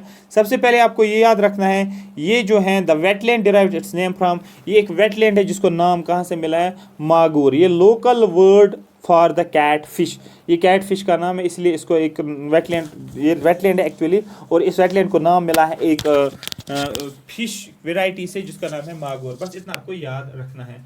सुल्तानपुर नेशनल पार्क आपको याद है, ठीक है, जो हरियाणा में। इसी तरीके से सुल्तानपुर और बिंदावास वेटलैंड, मैंने आपको पहले ही बोला था 2022 में ये 46 और 45th और 46 आई थिंक जो है वेटलैंड्स में देखने को मिल रहा है। लेकिन 2022 में फिर से आ गए दो, मतलब अप टू 49 वेटलैंड्स हो गए हैं। लेकिन सुल्तानपुर वेटलैंड को आपको याद रखना, और बिंदावस, ठीक है, 2 वेटलैंड्स ऑफ हरियाणा के 2 वेटलैंड्स, एक है सुल्तानपुर नेशनल पार्क, दूसरा है बिंदावस वाइल्ड लाइफ सेंचुरी।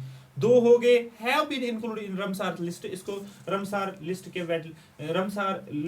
अंदर डाला गया है, ठीक है, लिस्ट आउट किया गया। With this the number of protected Ramsar sites in India have now gone up to 46। जब इन 2 को ऐड किया गया 2021 में, तो टोटल कितना हो गया 46। लेकिन फिर से मैं रिपीट कर रहा हूं, उसके बाद एक और आया, बन गया 47। फिर 2022 में फरवरी में 2 और आगे हो गया 49, ठीक है। With this the number of protected Ramsar site जो इंडिया में है, जो भी रमसार साइट्स है, वो 46 चला गया। अबाउट सुल्तानपुर नेशनल पार्क, ये कहां पर है आपको बोला, ये हरियाणा में है, ऑलरेडी मैंने आपको बता चुका हूं। उसके बाद काजीरंगा नेशनल पार्क फिर से न्यूज में आया, क्यों आया? Recently Kaziranga national park has become the first national park in India to be equipped with satellite phones. बहुत ज्यादा इंपॉर्टेंट है, पूछा जाएगा ऐसा कौन सा नेशनल पार्क है जिसमें आपको सैटेलाइट फोन की बात की गई है। आपको बोलना है उस नेशनल पार्क का नाम है काजीरंगा नेशनल पार्क, जो कि हमें इक्विप्ड विद सैटेलाइट फोन्स में देखने को मिलता है। तो फर्स्ट नेशनल पार्क इंडिया का कौन सा है आपको बोलना है, जहां पर हम जिसको इक्विप किया गया है with satellite phones. Kaziranga national park आपको पता है आसाम में ही, आपको या डिस्ट्रिक्ट नहीं रखना है, इतना डेप्थ में नहीं जाते हैं। जब अगर स्टेट का एग्जाम होता तो स्टेट के एग्जाम में, मतलब आसाम स्टेट के एग्जाम होता, वहां पर डिस्ट्रिक्ट का नाम पूछ लेते। अगर जैसे कि यहाँ पर जितने भी नेशनल पार्क हैं जम्मू एंड कश्मीर में, तो आपको पता होना चाहिए कौन से किस डिस्ट्रिक्ट में भी है, ठीक है। It is the oldest park इन आसाम, ये फर्स्ट आसाम आपको पता है, फर्स्ट नहीं, ये ओल्डेस्ट पार्क है आसाम के अंदर, ठीक है। और यहाँ पर आपको रिवर का नाम याद रखना, ब्रह्मपुत्रा रिवर आपको याद रखना है। Corbett tiger reserve, Jim Corbett tiger reserve आपने नाम सुना होगा, जो उत्तराखंड में है, ठीक है। तो यहाँ पर लिखा है नैनीताल उत्तराखंड में है। Recently Delhi high court has asked the national tiger conservation authority to consider a representation a petition to stop the alleged illegal construction of bridges and walls within a tiger breeding habitat of the Corbett Tiger Reserve। तो अभी recently Delhi high court ने क्या किया, इसने national tiger conservation authority को क्या किया, उसने बोला एज पिटिशन डाली गई है कि इसको जो भी आप कंस्ट्रक्शन कर रहे हो, जो भी कंस्ट्रक्शन हो रही है, ब्रिज कंस्ट्रक्शन या वॉल्स बन रहे हैं, कहाँ पर, with in tiger breeding habitat, कहाँ पर, जिम कॉर्बेट टाइगर रिजर्व में, इसको आप क्या करो, इसको स्टॉप करने की जरूरत है। दिल्ली हाई कोर्ट का कहना है, किसको बताया गया, नेशनल टाइगर कंजर्वेशन अथॉरिटी को बताया, ये न्यूज में है, मतलब आपको ये याद रखना है। इसकी फॉर्मेशन 1936 में as a Hailey national park, बहुत ज्यादा इंपॉर्टेंट है, पहली नेशनल पार्क है इंडिया की जिसको नाम दिया गया था हेली नेशनल पार्क, और फिर इसको बोला गया है gym Corbett national park. Corbett has the glory Corbett has the glory of being India's oldest most prestigious national park. Other major protected areas of Uttarakhand already मैंने बताया हुआ है। नंदा देवी के लिए फ्लावर्स लेकर गया था, ठीक है, वैली ऑफ फ्लावर्स, ठीक है। उसके बाद जो है आपको राजा जी नेशनल पार्क, राजा ने, गंगोत्री याद रखा, गोविंद नेशनल पार्क भी आप याद रख सकते, गोविंद आपको भी लिंक करो यहाँ पर,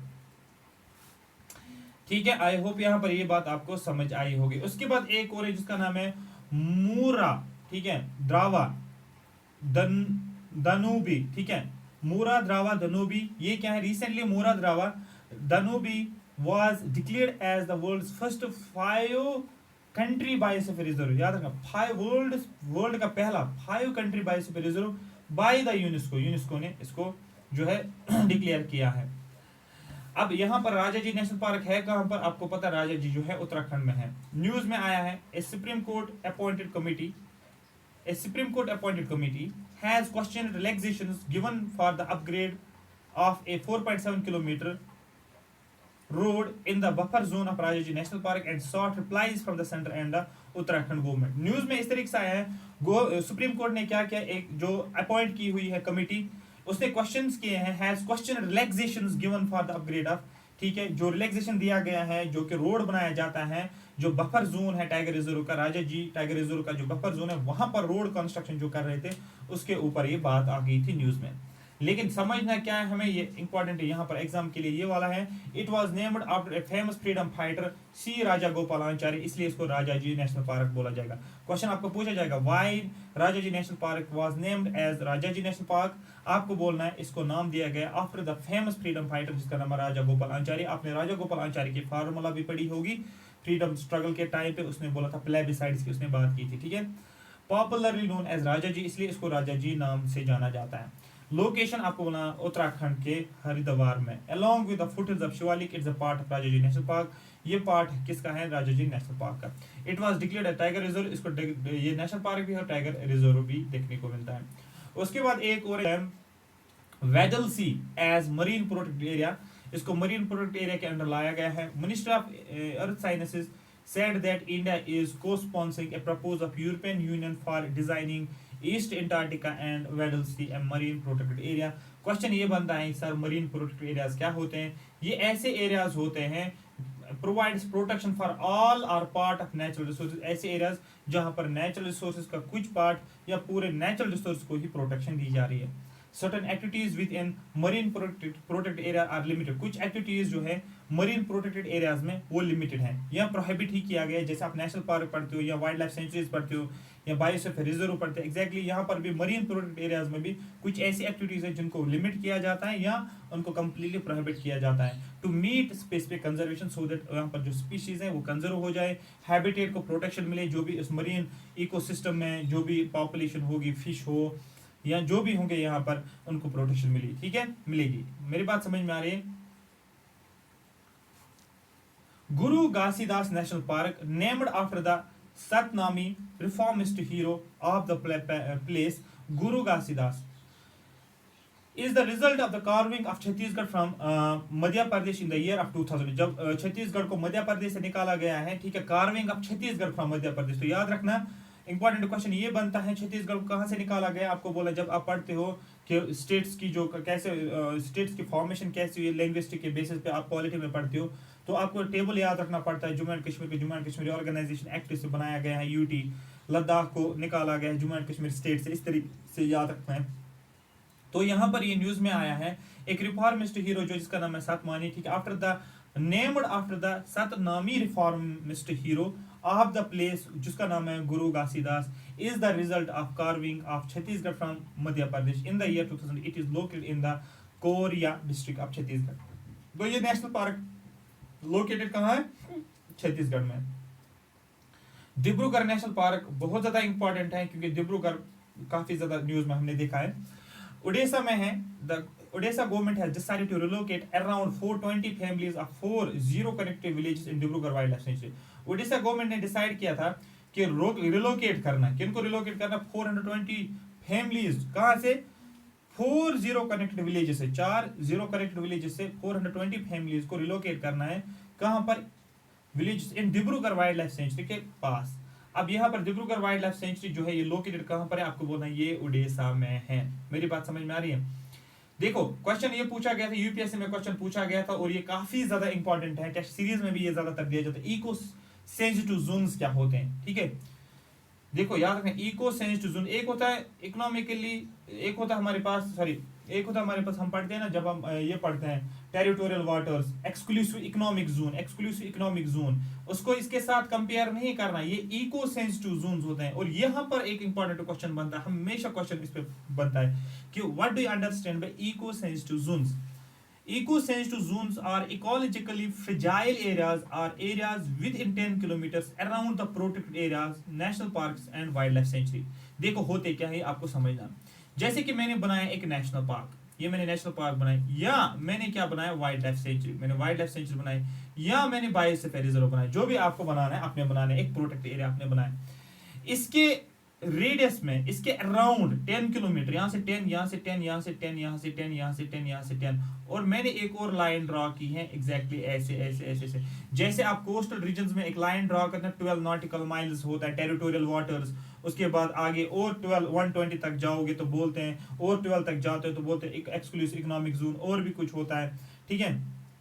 तो वो हम इसमें पढ़ते हैं ओशंस में, ठीक है, अनक्लॉज जो होता है, ठीक है, तो लॉ ऑफ सीज के बारे में पढ़ते हैं। तो लेकिन यहाँ पर जो होता है, यहाँ पर हम नेशनल पार्क्स के आसपास हम 10 किलोमीटर अराउंड आते हैं, ठीक है, तो इनको हम ऐसे एरियाज बोलते हैं जो इकोलॉजिकली सेंसिटिव जोन्स होते हैं, ये सेंसिटिव एरियाज होते हैं, सेंसिटिव जोन्स होते हैं, फ्रिजाइल एरियाज भी बोलते हैं इनको। Ecologically sensitive zones are notified by minister of environment, forest and climate change, MOEFCC ने, under government of India environmental protection act of 1986। ये क्वेश्चन पूछा गया था कि which of the following is true about environmental protection act, फिर लिखा गया था 1986, 1981 या 1972, 1974। 1972 तो हमें पता है वाइल्ड लाइफ प्रोटेक्शन एक्ट, 1981 दिया हुआ था, 1982 दिया हुआ था, ये डेट्स दिए थे आपको, बोला था एनवायरमेंटल प्रोटेक्शन एक्ट जो है वो एग्जैक्टली जो है 1986। ये यूपीपीएससी कुछ दिन पहले एग्जाम हुआ है, वो पेपर आप डाउनलोड करो, वहां पर इस क्वेश्चन को आप देख पाओगे, डायरेक्ट ये क्वेश्चन मिला है जो आपको याद रखना है। तो याद रखना है एनवायरमेंटल प्रोटेक्शन एक्ट का डेट, मेरा कहने का मतलब था ये यहाँ पर इंपॉर्टेंट बनता है। तो ये बोला गया है ecologically sensitive zones are notified by minister of environment, इनको कौन नोटिफाई करता है आपको, minister of environment, forest and climate change, government of India, under environmental protection act of 1986। तो इनको जो है किस एक्ट के जरिए से जो है नोटिफाई किया जाता है, आपको बोलना है एनवायरमेंटल प्रोटेक्शन एक्ट के अंडर इनको नोटिफाई किया जाता है। कौन करता है, minister of environment, forest climate change. क्या नोटिफिकेशन दी जाती है, क्या नोटिफाई इनको किया जाता है, आपको बोलना है ecologically sensitive zones, eco sensitive zone जिसको बोलते हैं। द बेसिक एम, देखो मेन एम क्या है इसका, is to regulate certain activities around national parks, national parks के अराउंड, ये नेशनल पार्क है इसके अराउंड इन एरियाज में आप क्या करोगे, कुछ एक्टिविटीज को आपको रेगुलेट करना है, ठीक है, and wild life sanctuaries so as to minimise the negative impact of such activities on the fragile ecosystem encompassing the protected areas. तो मेन एम यही है, जो ये एरिया जो है अराउंड नेशनल पार्क्स या वाइल्ड लाइफ सेंचुरीज, वहां पर जो भी एक्टिविटीज होती है नेशनल पार्क्स के अराउंड, इस 10 किलोमीटर के आसपास, उन एक्टिविटीज को रेगुलेट करना है। ये नहीं कि आप ओवर एक्सप्लॉइटेशन करोगे, आप ऐसी एक्टिविटीज करोगे जिसकी वजह से नेशनल पार्क में जो स्पीशीज है या बायोडाइवर्सिटी उस पे इंपैक्ट पड़े, क्योंकि ये एक सेंसिटिव एरिया माना जाता है, तो इसलिए इस एरिया को बनाया जाता है। इसलिए इस एरिया में जो भी एक्टिविटीज होती है, ह्यूमन एक्टिविटी जो भी आप कर रहे हो वहां पर, उनके ऊपर रेगुलेट करें, उनको उनके ऊपर एक नजर रहे। मेरी बात समझ में, इसीलिए इकोलॉजिकली सेंसिटिव जोन्स बनाया जाता है, ठीक। एक्टिविटीज अलाउड, कौन कौन सी एक्टिविटीज अलाउड है, जैसे मैंने आपको पढ़ाया था कि नेशनल पार्क्स में कौन कौन सी एक्टिविटीज अलाउड है, एग्जैक्टली यहाँ पर भी आपको समझना है। अब नेशनल पार्क्स में तो कोई एक्टिविटी अलाउड नहीं है, लेकिन जब आप यहाँ पर आ जाते हो इन 10 किलोमीटर के आसपास जो अराउंड है, यहाँ पर कौन कौन सी एक्टिविटी अलाउड है, जिनको हम नाम क्या बोलते हैं, ecologically sensitive Jones. Prohibited activities, किन किन एक्टिविटीज को प्रोहिबिट किया गया, बैन किया गया, कमर्शियल माइनिंग नहीं कर सकते हो, saw mills industries causing pollution, ऐसी इंडस्ट्रीज नहीं होनी चाहिए जिसकी वजह से पोल्यूशन हो, एयर पोल्यूशन हो, वाटर पोल्यूशन या सॉइल पोल्यूशन या नॉइज पोल्यूशन हो। Establishment of major hydro electric projects नहीं क्रिएट कर सकते हो, कमर्शियल यूज ऑफ वुड को कमर्शियल पर्पस के लिए यूज नहीं कर सकते हो, टूरिज्म एक्टिविटीज यहाँ पर नहीं कर सकते, लाइक हॉट वाटर बलून्स नहीं चढ़ा सकते हो यहाँ पर, ठीक है, ओवर द नेशनल पार्क, ठीक है। डिस्चार्ज ऑफ एफ्लुएंट्स और एनी सॉलिड वेस्ट और प्रोडक्शन ऑफ हैजर्ड सब्सटेंस, यहाँ पर जो भी सॉलिड वेस्ट आपके निकलते हैं या जो भी हैजर्ड सब्सटेंस की प्रोडक्शन होती है वो भी यहाँ पर आप डिस्चार्ज नहीं कर सकते हो, किसमें, इकोलॉजिकली सेंसिटिव जोन्स में। ये आपको पता होनी चाहिए लिस्ट, एक बार पढ़ोगे आपको जहन में आ जाएगा, याद करने की कोशिश नहीं करना, सिर्फ पढ़ो और जहन में आ जाएगा ये। रेगुलेटेड एक्टिविटीज, किन किन एक्टिविटीज को यहाँ पर अलाउ किया जाता है, मतलब यहाँ सॉरी अलाउ मतलब बात बोलो, किन किन एक्टिविटीज को यहाँ पर रेगुलेट करते हैं। फेलिंग ऑफ ट्रीज, ट्रीज यहाँ पर गिरते हैं तो उनको रेगुलेट, उनको देखना होता है कि उनको अब क्या करना है। Establishment of hotels and resorts, जो भी होटल्स इस एरिया में बनाते हैं या रिजॉर्ट्स बनते हैं इसके लिए, फॉर एग्जाम्पल कभी टूरिस्ट आते हैं वहां पर बैठने के लिए, ठीक है, उस जगह को विजिट करने के लिए, तो वहां पर टूरिस्ट होटल्स एंड रिजॉर्ट्स होते हैं, उनको रेगुलेट एक्टिविटीज के अंदर डाला गया। Commercial use of natural water, वहां पर जो होता है नेचुरल वाटर का commercial use. Erection of electrical cables, जब इलेक्ट्रिक केबल्स आप यूज करते हो वहां पर उसको किस तरीके से इरेक्ट किया करना, ठीक है, ये सारा कुछ इसमें रेगुलेट एक्टिविटीज, मतलब आप यहाँ पर इलेक्ट्रिक केबल्स लगा सकते हो। Drastic change of agriculture system, जो एग्रीकल्चर सिस्टम का change, for adoption of heavy technology, pesticides and widening of fruits, ये यहाँ पर ऐसी एक्टिविटीज है जिनको रेगुलेट एक्टिविटीज। तो इकोलॉजिकली सेंसिटिव जोन्स में आपको सबसे पहले देखना है कौन सी प्रोहिबिटेड एक्टिविटीज हैं पीए, दूसरा रेगुलेटेड एक्टिविटीज कौन सी हैं, और तीसरा जो है पीए का मतलब परमिटेड, किन किन एक्टिविटीज को कंप्लीटली परमिट किया जाता है। ऑन गोइंग एग्रीकल्चर और हॉर्टिकल्चर प्रैक्टिसेस, जो एग्रीकल्चर प्रैक्टिस आप करते हैं हॉर्टिकल्चर पे, रेन वाटर हार्वेस्टिंग आप इजीली कर सकते हो, ऑर्गेनिक फार्मिंग कर सकते हो, डेफिनेटली रिन्यूएबल एनर्जी रिसोर्स का यूज कर सकते हो, एडॉप्शन ऑफ ग्रीन टेक्नोलॉजी, ये आपको पता है इन चीजों का, इन चीजें ऐसी चीजें हैं जो इकोलॉजिकली फ्रेंडली चीजें हैं जिसकी वजह से जो इस एरिया में इंपैक्ट नहीं पड़ता है, मतलब वाइल्ड लाइफ सेंचुरी या नेशनल पार्क के ऊपर कोई इंपैक्ट नहीं पड़ता है। हैदरपुर वेटलैंड की बात करेंगे, ये श्रीनगर का हैदरपुर नहीं है, ये हम देखेंगे ये कहां पर है, ये यूपी का हैदरपुर है, एक वेटलैंड है, has been recognised as the 47th Ramsar site. मैंने आपको बोला था देखो 20 नहीं, 45th और 46th, ये लास्ट दो आया था 2021 में, यार 2021 में, और ये दोनों यूपी में है, सॉरी ये दोनों हरियाणा में, एक है सुल्तानपुर और एक है बिंदावस, ठीक है, ये हो गए 46। फिर मैंने बोला था बीच में एक और आया 47th, और वो 47th यही है, कौन सा, हैदरपुर वेटलैंड, आपको याद रखना है। Recently, Hyderpur wetland of western Uttar Pradesh has been recognized as the 47th Ramsar site in the country and 10th in the UP। 10th जो है यूपी में देखने को मिलेगा। तो फिर बचा कौन सा, 48th और 49th, जो दो और है वो हम आगे देखेंगे कौन कौन होगा वो। उसके बाद बक्सा टाइगर रिजर्व बहुत ज्यादा इंपॉर्टेंट है। देखो वेस्ट बंगाल के लोग जो होते हैं काफी ज्यादा बॉक्सिंग करते हैं, बॉक्सिंग पता होता है, गेम होते हैं ना बॉक्सिंग, ठीक है। तो हो गए वेस्ट बंगाल के लोग, मोहम्मद अली जो बॉक्सिंग कर रहा था ना उसको बोलते हैं हम बॉक्सा, इसलिए मैं लिंक करवाने की कोशिश कर रहा हूँ, याद करवाने की। तो वेस्ट बंगाल के लोग बहुत ज्यादा खूबसूरत होते हैं, गोरे होते हैं, गोरा होता है खूबसूरत, इसका मतलब,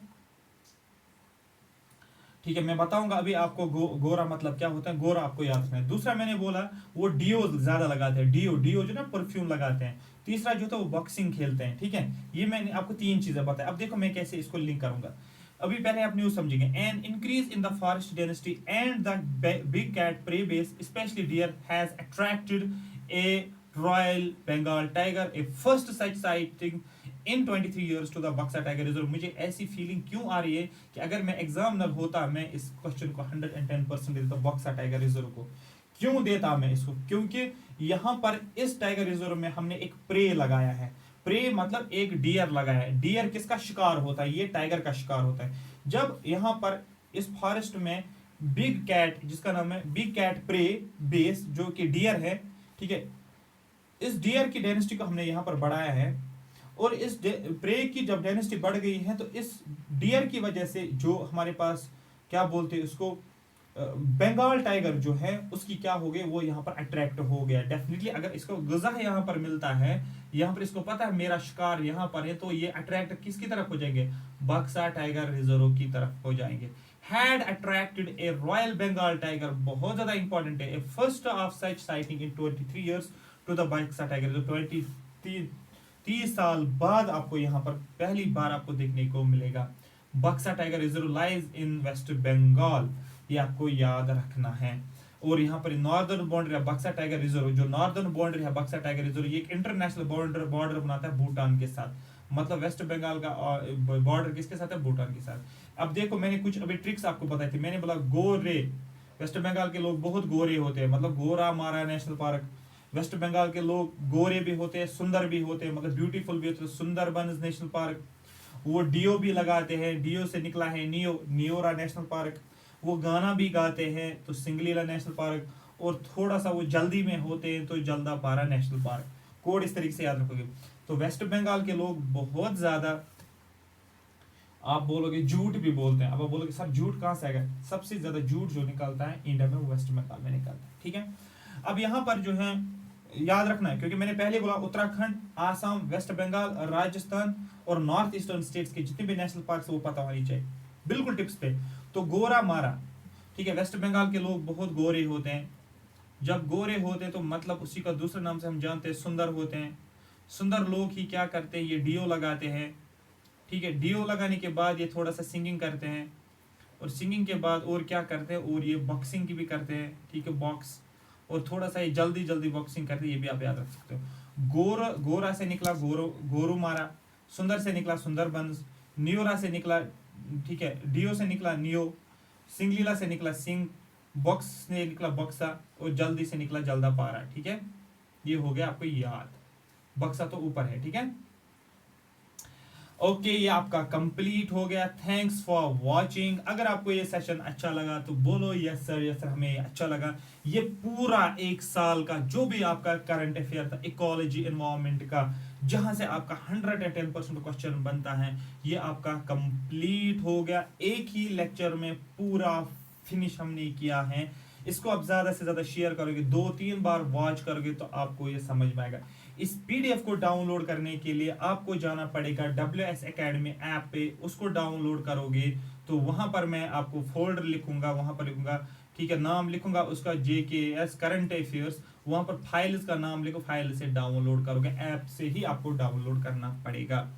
ठीक है, तो अगर आपको ये सेशन अच्छा लगा, आपको हेल्पफुल लगा, मैं आपको गारंटी देता हूं, एक तो मैंने तो प्रोटेक्ट एरियाज आपको बताए, न्यूज में क्या चल रहा था और इसका स्टैट भी बताया, नेशनल पार्क क्या होता है, वाइल्ड लाइफ सेंचुरी क्या होती है, biosphere reserve, ecologically sensitive Jones क्या होती है, ये मैंने सारा कुछ बता दिया। यहाँ तक क्लियर हो गया? हाँ सर क्लियर हो गया। इसके अलावा मैंने एक्स्ट्रा भी चीजें आपको बताई, ट्रिक्स भी बताई मैंने, और भी एक्स्ट्रा कुछ जो जो मुझे लिंक करना पड़ता वो मैंने आपको बताया।